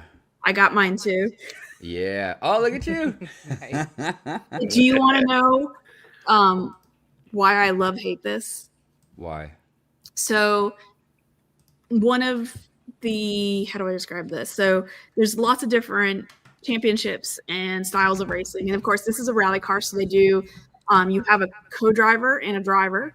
And you don't know the course. The co-driver drives it the night before, makes notes, and is telling the driver, you have a tight turn, you have a wide turn, you have a high-speed turn. So the driver has to tackle it blind, and it's a time trial. And it's one of the more difficult forms of motorsports. How do I say? Kimi Räikkönen, he was an F1 driver. He would also sometimes part-time rally as well. I mean, it just requires a different skill set. Like, you really have to understand how to push the car to the limit, but not too far because you don't want to go too slow, but you don't want to crash, which they do sometimes, and it's terrible. Right. But one in particular, so, you know, there's not, you know, you think about all of this famous sports car, you know, famous racing car drivers, and there's not a lot of women. And, you know, I think there's a multiple of reasons, just because it's a male dominated sport and only so many people have the skill set, natural talent, reflexes to do it. And when you don't have a lot of women involved, you're not getting that top cut of the slice to get those people who probably could do it up there. However, I'm digressing. So this is what's called a group 2 rally car, I believe. And they stopped, it was too dangerous. They would go too fast. So they stopped allowing these because it was just crazy. Really? Yes. I didn't know they stopped allowing them though. Well, they made new rules because this was just, these cars were too insane. So these were like the mid to late 80s. And there was a woman driver named Michelle Mouton from France. And she was phenomenal. She never won the World Rally Championship. She came in second twice, which is nuts. Wow. And people call her the world's fastest woman. And now she works for FIA. But she's a crazy, even to this day, she's like in her 60s, and like she'll go out and drive and she just whips it around. She is kind of considered like, you know, when it comes to women in motorsports. And sadly, we haven't had any more of her. But yeah, she won a ton of rallies. I think she actually did drive in 24 Hours of Le Mans as, you know, just a street car, not a rally car. or excuse me, her sports car. And I think she finished first in her class, and that was one of the only women who have won their class at Le Mans too. So, Wow. but what did Lego do? And I called Lego out on this. I wrote them several emails. The fig they included with it. Mm-hmm. Is it a woman? Of course I mean, not. You know, Nope. and that's the thing too is, yeah, And it's I like mean- it's funny. It's like this is the one car that everyone who is into motorsports would recognize. This is Michelle Mouton's Group B car when she drove for Audi. There was another team that also drove that were men, but it's like, come on, but this that's is the one one that time they you could have break it done. out. And in fact, I think Audi Spain made a custom figure of her to go Nice. in it. But it was only for people in Spain who had bought Audis. Like in that year, you could do it was a giveaway. I mean, and the thing is too is like with the speed champions, generally they just have, like a generic yeah. fig, yeah. So they could have just made a female for Oh, that. yeah, It just- would have. Oh, I mean, and yeah. here's the thing is like, and And again, they have put women generic yeah, drivers. but I'm talking about for that one specifically. And the reason I'm not gonna harp on it too much, but I wanted to say like this is in a sense this is what I talk about with like Star Wars or other figs. They talk about paying attention to detail and stuff like that.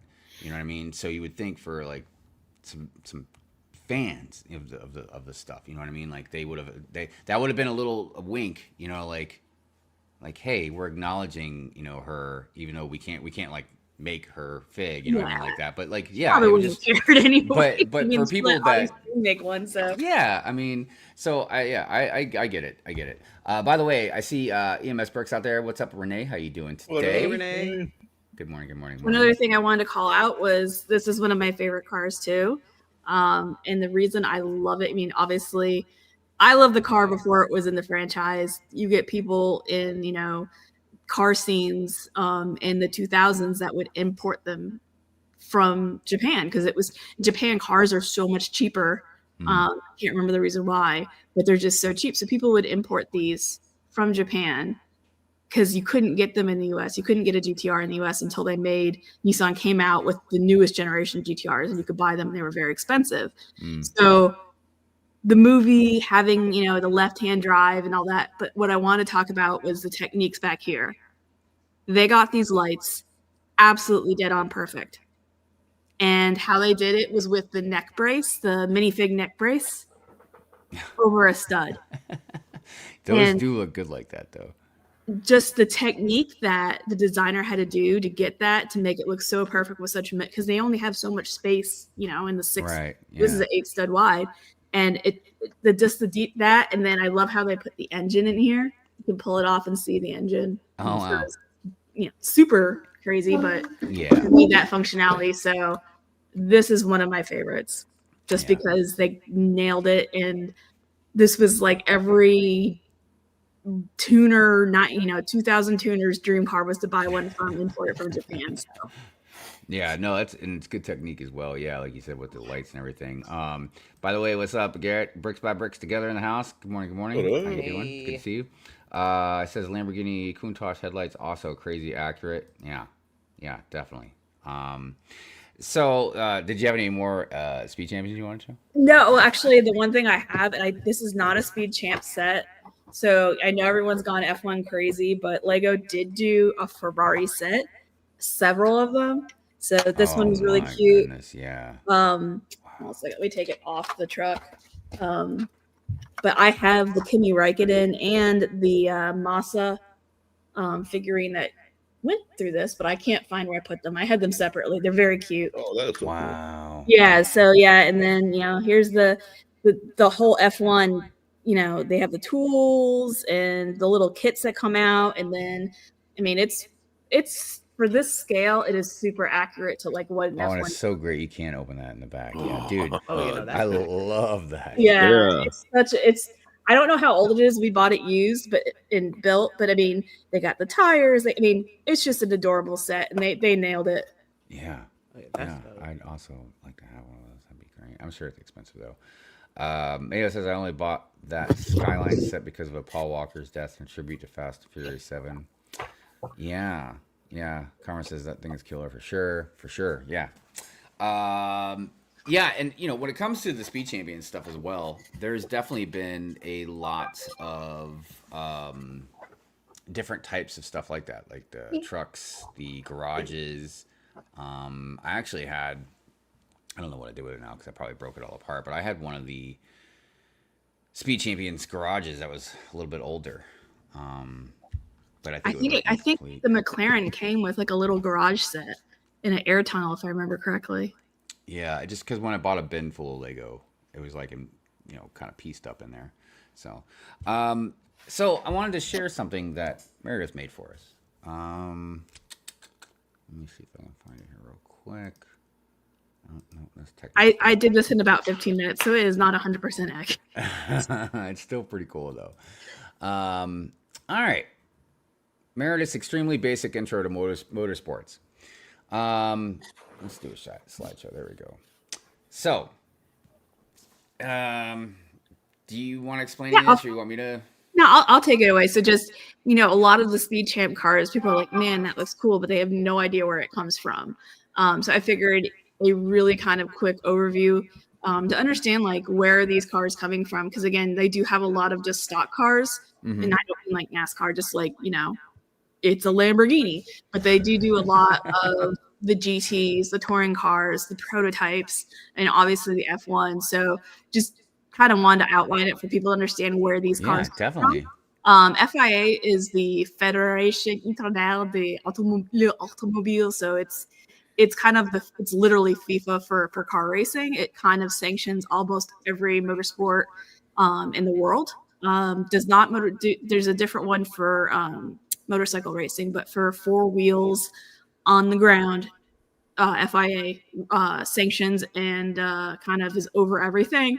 And you kind of underneath it have three different groups. You have Formula, which is the open wheel. You have F1 that you have F2 and 3, which are kind of the feeders of the food chain. Then you have F4, which is a feeder below that. And they have that both in the US and kind of worldwide in Euro. And then you have Formula E, which is a formula car that is electric. It's kind of in its own silo. But then you also have like regional and manufacturer-based formulas. Indy is considered a formula group. You have Formula Ford, which uses Ford engines and like a little kit that you put together. And there used to be Formula Renault, there used to be Formula BMW. So all those kind of got in the formula silo for FIA. And then to me, I think the coolest one is sports cars, which are not open wheel, they're closed wheel, and that's where you get GT, which stands for Grand Touring. It started off as like big luxury cars that rich people in like the 30s and 40s would do like long races with, like think like Jaguars and stuff like that, and Mercedes.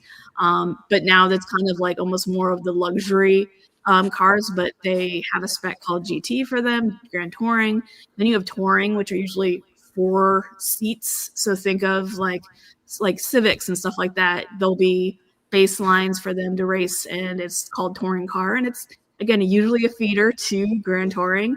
And then you have a group called Prototypes, which I didn't grab any of them. There have been a lot of prototypes present in Speed Champs line, and people are like, well, they probably have never seen it before. Like they're really cool looking. It's kind of like a closed cockpit F1 car, and they're really cool, and they're called Prototypes. So think of a manufacturer like Chevrolet or Nissan or Porsche or Mazda or Toyota. They'll make prototype cars to do in this type of racing. And kind of the major series, you probably heard me talk about it early, 24 Hours of Le Mans. It's the biggest kind of sports car race in the world. It's like the F1 of it's considered like, the Triple Crown is like the F1 race at Monaco, the Grand Prix at Monaco, the Indy 500, and then 24 Hours of Le Mans is considered the third of like the Triple Crown racing. And that's under the World Endurance Championship. And they do shorter endurance races, but you usually have just the GTs and the prototypes. And then you have individual kind of like touring car championships for like Europe and Asia and stuff like that. You have GT World Challenge, the same with the GT cars. And then here in the US, you have IMSA, which does both GT touring car and prototypes. And they host what is called 24 Hours of Daytona, which is like our equivalent of 24 hours of Le Mans, but it's down in Daytona, and they do a circuit inside the road course and they go outside. It's a lot of fun. That's the Daytona 500, ain't it? It's the Daytona 500, but there's a road course inside the infield. Oh. So they have to come. It's a lot of fun. So like you're in this tight little road course, and then you come out in the oval and do like a half a lap of the oval, and you're like going really fast, and then you have to brake, and come back onto the road course. Right. And then kind of the lower levels in the U.S. is the Speed World Challenge, which is sanctioned by SCCA, which is on the next page. Another popular series is DTM, which stands for kind of like German touring car, because again, it's Deutschland or Deutsch. And then NASCAR actually falls under this silo for FIA. And then the last silo, which we talked about, is Raleigh. And that's where we get the coolest cars, in my opinion. So kind of like a lot of the cars that came out in the 90s and the 2000s that were the 2-liter turbo cars, those were derived from manufacturers building specific cars to compete in Raleigh. So and pretty much the World Rally Championship is kind of the only thing around for that. And there are regional versions of it. So, and then the next page, if you are interested in motorsports in the US, don't know if Hive can click that for me. Oh yeah, there we go. So I know this is kind of US and Canada specific. So kind of like if you would think of FIA and they kind of have like the US Soccer Federation. In the US, it's called SCCA, it's Sports Car Club of America. They are a member of FIA, and then they have kind of a professional, which club member. I used to be a club member. I was a club member for almost 10 years. Don't like paying for professional racing, but pretty much all the stuff I talked about on the previous page, all the US kind of touring car and GT and Formula 4 US, they're all sanctioned under SCCA professional. But if you want to do something with your car and go out there, SCCA is kind of the name of the game for amateurs. There's club racing, time trials, which is what I used to do, and then autocross as well, which is where you're in a parking lot and they make about a 1-minute course. And it's very hard to do because you don't get to practice it. You have to walk it and figure it out. And then they do the same thing on dirt fields in rallycross. And then NASA is kind of a competitor. It's not NASA like space. It's National Autosports Association. They do many of the same amateur stuff that SCCA does. And then you have some other organizations out there, Grid Life, which is a really cool organization. I've done their time trials. It's a fabulous group, very independent from SCCA. SCCA, like, many things in life, there's an old guard, and the old guard really hasn't let go. So now we're getting new groups like NASA and Grid Life. There's also Rally America, which does regional rallies. And then Formula Drift is the one that's sanctioning all the drift events. Then you have things like World Racing League, which is kind of like pretty much rich people who don't want to do SCCA, do Formula Racing League. And then lastly, you have Crap Can, which came out of people wanting to do cheap racing. So you had a $500 limit on what you could spend on your endurance car. I think safety, like all the safety features, like your roll cage, your seats, your harnesses, those were not limited. But anything like tires, brakes, engines, stuff like that was limited to $5,000. And the car itself was $5,000. So that's pretty much what motorsport is, at least here in the US. But right on. There's a lot to it. Yeah. I mean, for instance, one of the things I was curious about too is like the F1, F2, F3, or F4. Like, I thought it was for just the different cars. What is it, like more of a skill, like tracks? So in mostly same weekends for F1, like, so when you have a Grand Prix, they will have F2 and F3 there. They're just not televised very often because, again, think of it as AAA baseball. It is AAA, AA baseball. So your end goal is to get to F1. You may start Correct. off in Formula E and work your way up. Okay. No, Formula E is kind of in a different silo, actually. Oh, okay. They're off to the side. I shouldn't do that. But yeah, so Formula 4 is not really coupled with Formula 1. It's kind of, I don't really know, at least in Europe, how they do it. But in the US, it's called Formula 4 US. Oh, God, I can't remember the full name. It's its own series, and it's really competitive. But yeah, that's you get a good ride, and the people I know in the teams in Atlanta, their drivers are 14 and 15 years old because of the reaction. You have to have crazy. Good reaction. Yeah. So yeah, and that's how you work your way up. You also can do karting and work your way up, and usually start karting when you're young, like her age, then you go to like you find a ride in Formula 4, and then you work up that AAA farm club ladder up to F1. Wow. So wait, you said you did rally? No, I did. I do time trials, and I do the autocross. And what type of car? You have to ask when. So I've had STIs, which are all-wheel drive turbo cars. I had an S2000 I absolutely love until I blew up the motor. We had a Civic, this awesome 1989 Civic Si that weighed 2,000 pounds, and it was super light, and it was actually, Honda did a great job with the suspension on it. It was all double wishbone on an Econo car, and we had the engine rebuilt, and that thing, you know, I think it was like 130 horsepower, but it's a 2,000 pound car, and it has great suspension. And then that front, even though it was front wheel drive, it would turn awesome. So we had that car for a while. What else? Yeah, I wanted to point out too, in case anybody didn't know this or realize it or whatever, but like Meredith also drives these cars. Yeah. I mean, I don't want to say every single one, but yeah, like if you go follow our Instagram page, like I said, I'll put the link in the description after the show. But like, yeah, like she occasionally shows like a lot of this stuff. You know what I mean?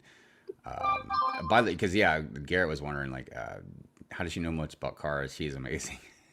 Because before I had my kid, that's what we would do every weekend. We'd go either to a track day or we'd go to an autocross. We'd do like 20 to 30 events a year. So 20 to 30 weekends a year. We'd do SCCA solo nationals. When I got older, I would do I occasionally will do a time trial. Unfortunately, I just don't have as much time to do it. But time trial also got very popular when she was younger, so I couldn't really do it until more recently. But yeah, S2000s. But now currently we have an RX-8. I've had several RX-8s, but we have an RX-8 that I kind of crashed at Road Atlanta, but it's still fine to drive. We need a new bumper for it. We have a 2016 Subaru BRZ and a 2022 BRZ. Definitely would say, if anyone, I would recommend watching them. I have a friend he just stopped doing it, but he would build cars like what you were talking about, the $500 people would pay him. Just have a box in the seat. Everything's hollowed out. It's really cool. And definitely there's people that are similar to Meredith where ask them a question, they have no problem answering. They're just like similar to Lego people. You will run into the different snobs. But, But yeah, it's a great hobby. It's like Lego. It's a very expensive hobby. Mm-hmm. I used to have tires in my dining room because I didn't want them to go in my garage. Because the problem with tires is if they get exposed to cold temperatures, they lose their resiliency, their stickiness. They get really hard. So my parents would make fun of me when they'd come to visit because I had a dining room I didn't use, so we just had tires in there because we didn't want them to get cold. And then the guy who taught me how to drive, he actually used to rally out in California, and he still drives too. But he knew Jamie Priestley from 90210. He used to go rallying with him because Jamie Priestley was a big guy. And so like the first autocross event I did, he showed up in one of his, some of the nerds out there might know what I'm talking about. He showed up in his Hachiroku. He had a Toyota Teruno, which was a mid 80s Toyota Corolla that had a 2-liter engine that could be turboed. See the theme with these 2-liter engines? Yeah. It was wheel drive, and it was really popular for drifting, and it was popular for rallying. And he had one, and he just was out there, and he was just sliding this thing on course just perfectly. It was like ballet. It was ballet. Yeah, I went to a couple events with some friends that like were really into cars and stuff like that. They like soup them up and everything, and like it was crazy because one of the funnest things they like doing out there is they'd have like this contraption you'd bring your car up on, and then it would stay in place. You know what I mean? So you can see how fast you can go. Yeah, and they'd all just gun it to see how fast. You know, they all keep trying to beat each other's speeds and stuff like that. Dude, I remember there was these. Again, like you said, there's not really a lot of females in this thing, but I remember seeing some, and I remember there's these 2 girls that had this car, and I remember a lot of the way up to the wherever it was, I don't want to say convention or whatever it was, but they'd be in front of us, and they have these things where like these flames would be coming out of their exhaust, and you hear like this loud popping noise and everything. It's really cool though that different stuff that you can do with your cars, man. No doubt. There's a lot for amateur type stuff. Autocross is the best. It's in a parking lot. It's extremely safe. You're going to destroy your tires and brakes, but tires and brakes, they're easily replaceable. They do cost something. Time trials is a little bit more, and track days is a little bit more expensive, a little bit more riskier. I get insurance for my events just because it's the logically safe thing to do. Or people will track like really old Miatas because again, it's lower cost, and that's also why I drive Subaru BRZs, which I think I paid $26,000 for them. You know what I mean? Oh, wow. These aren't expensive cars. You get people who show up on track days with like Lambos and stuff. And they're like, they don't want to go fast. They don't want to try, push their car at all because they're there in a $250,000 car and they can't afford track insurance versus I'm in here. My car's now probably worth $20,000. I can track insurance is very reasonable. It's like $110 an event. And, I don't have to worry about it.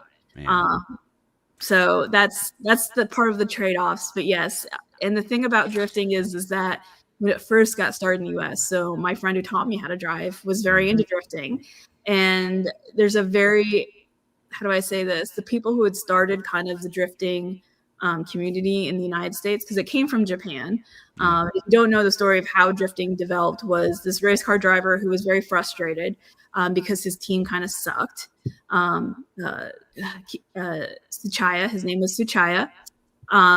His team just wasn't any good. Like, in F1, there's just teams like they just don't have the money to be a top running car. And he was ahead of that team. It was like, I think he was doing a Grand Touring Japan series, and he didn't have enough money to be in the best car. And he got frustrated. So in one race, he just started sliding his car because he had such great car control skills. He would just slide his car through every corner because he couldn't catch up. But he was just having fun, and the crowd went nuts. And the Drift King was born from that, and it became kind of its own form of motorsports. However, they were never really into making tons of tire smoke. They weren't really into making lots of noise. It was more about kind of that dancing. And that's how it was initially in the early stages in the US. And then in step the bureaucrats, in step the tire manufacturers that just eat this crap up because it is just kids burning tires. And they're like, oh, we'll make tires that make more smoke. We'll make tires that do more of this. And it kind of got a little like, you go there and you're just getting blasted by tire smoke. And that's, for me, that's not it. That's not it. I want to see the elegance. I want to see the car control. Yeah, totally. By the way, what's up, Shai? How you doing, my friend? I knows all about the car scene. Garrett definitely into some cars. I don't even know what all that means. It's a lot of car talk. But listen, we are approaching the end of the show. Before we do get out of here, though, I wanted to take a couple minutes and just highlight the segments that we got. We do have a couple segments. I think we got just enough to put them out before the show is over. So let's do that real quick, and then we will do our thank yous and goodbyes. Here is the cartoons builds. You guys know the drill. Just, do what it requires. Put it on Instagram. Hashtag it. Send it to us. Yeah.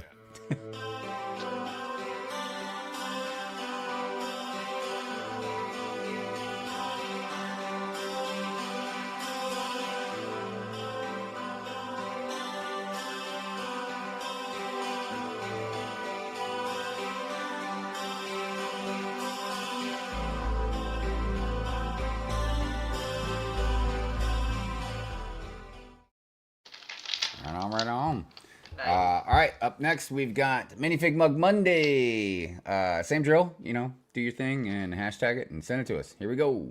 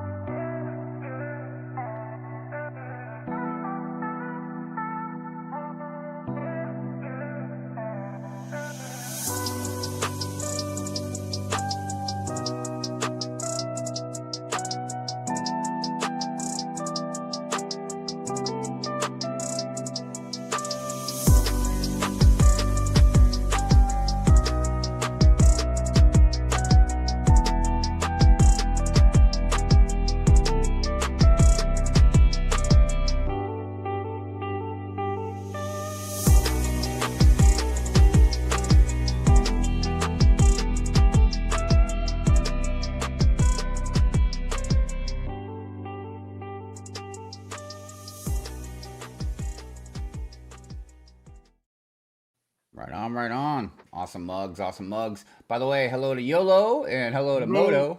Yo, That hey rhymes. Moto. Bars. All right, and then we got a couple celebrations, and then yeah, that's it for the segment.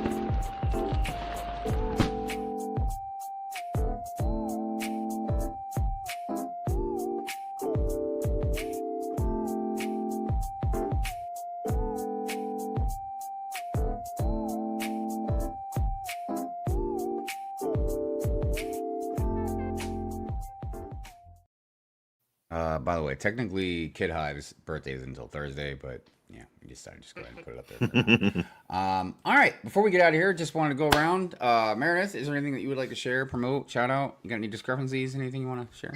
No, just I'll be posting some Lego builds later this week with Reclaim October. Again, they're raising money for Stage 4. I offered my mocking services, so they took in a Lego nerd and letting me contribute. So I'll be posting more about that and hoping to have some cool Lego mocks. Awesome. Can't wait to see them. Excellent. Quarterbrick, what about you? Also, oh yeah. Friendship Timber, I gotta get with Aubrey. But if you did enter Friendship Timber, Aubrey will be probably doing a drawing for prizes here in the next week or so. So look for an advertisement in that. There's a lot of prizes, and these prizes again are just for participation. Yeah, no, that's awesome. I was very happy I entered this year. I'll definitely be making that a yearly thing. So, and look, I got to tell you, I was proud of myself. Actually, I was patting myself on the back. It's weird, after I got it all done and then sent it off, I was like, oh, there's a couple things I wish I would have done a little differently. But overall, I was happy with it. Yeah, Friendship Timber, definitely good stuff. Quarterbrick? Like I said earlier, you catch me on any platform. I posted on my story on my Instagram. I pinned it today. After this, I'm gonna do a brick wrap review for their 2 sets. We have the Random Sunday show at 3 my time, so it's 6 y'all's time. Yeah. Tomorrow I'll be on Instagram Live finally starting my October for my Halloween mock. Tuesday, there's a surprise build that my aunt got me. I still haven't taken out the box that she mailed me, so I don't know what it is that need to build for her. Thursday, be video gaming with one of my best friends in Chicago, and cool. Friday, I'm going to be a guest on LegoLongoria, so Brick Adjuster Harold and his wife. Awesome.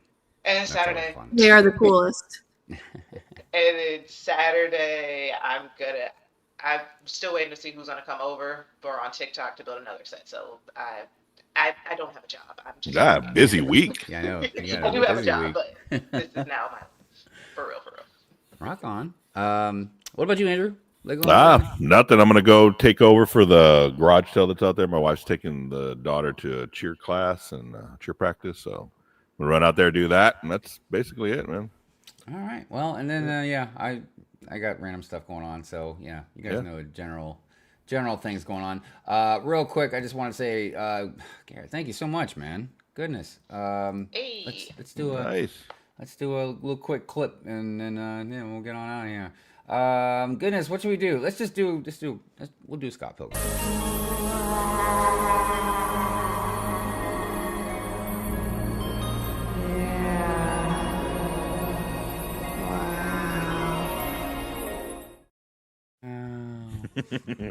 Thank you so much. I appreciate it, brother.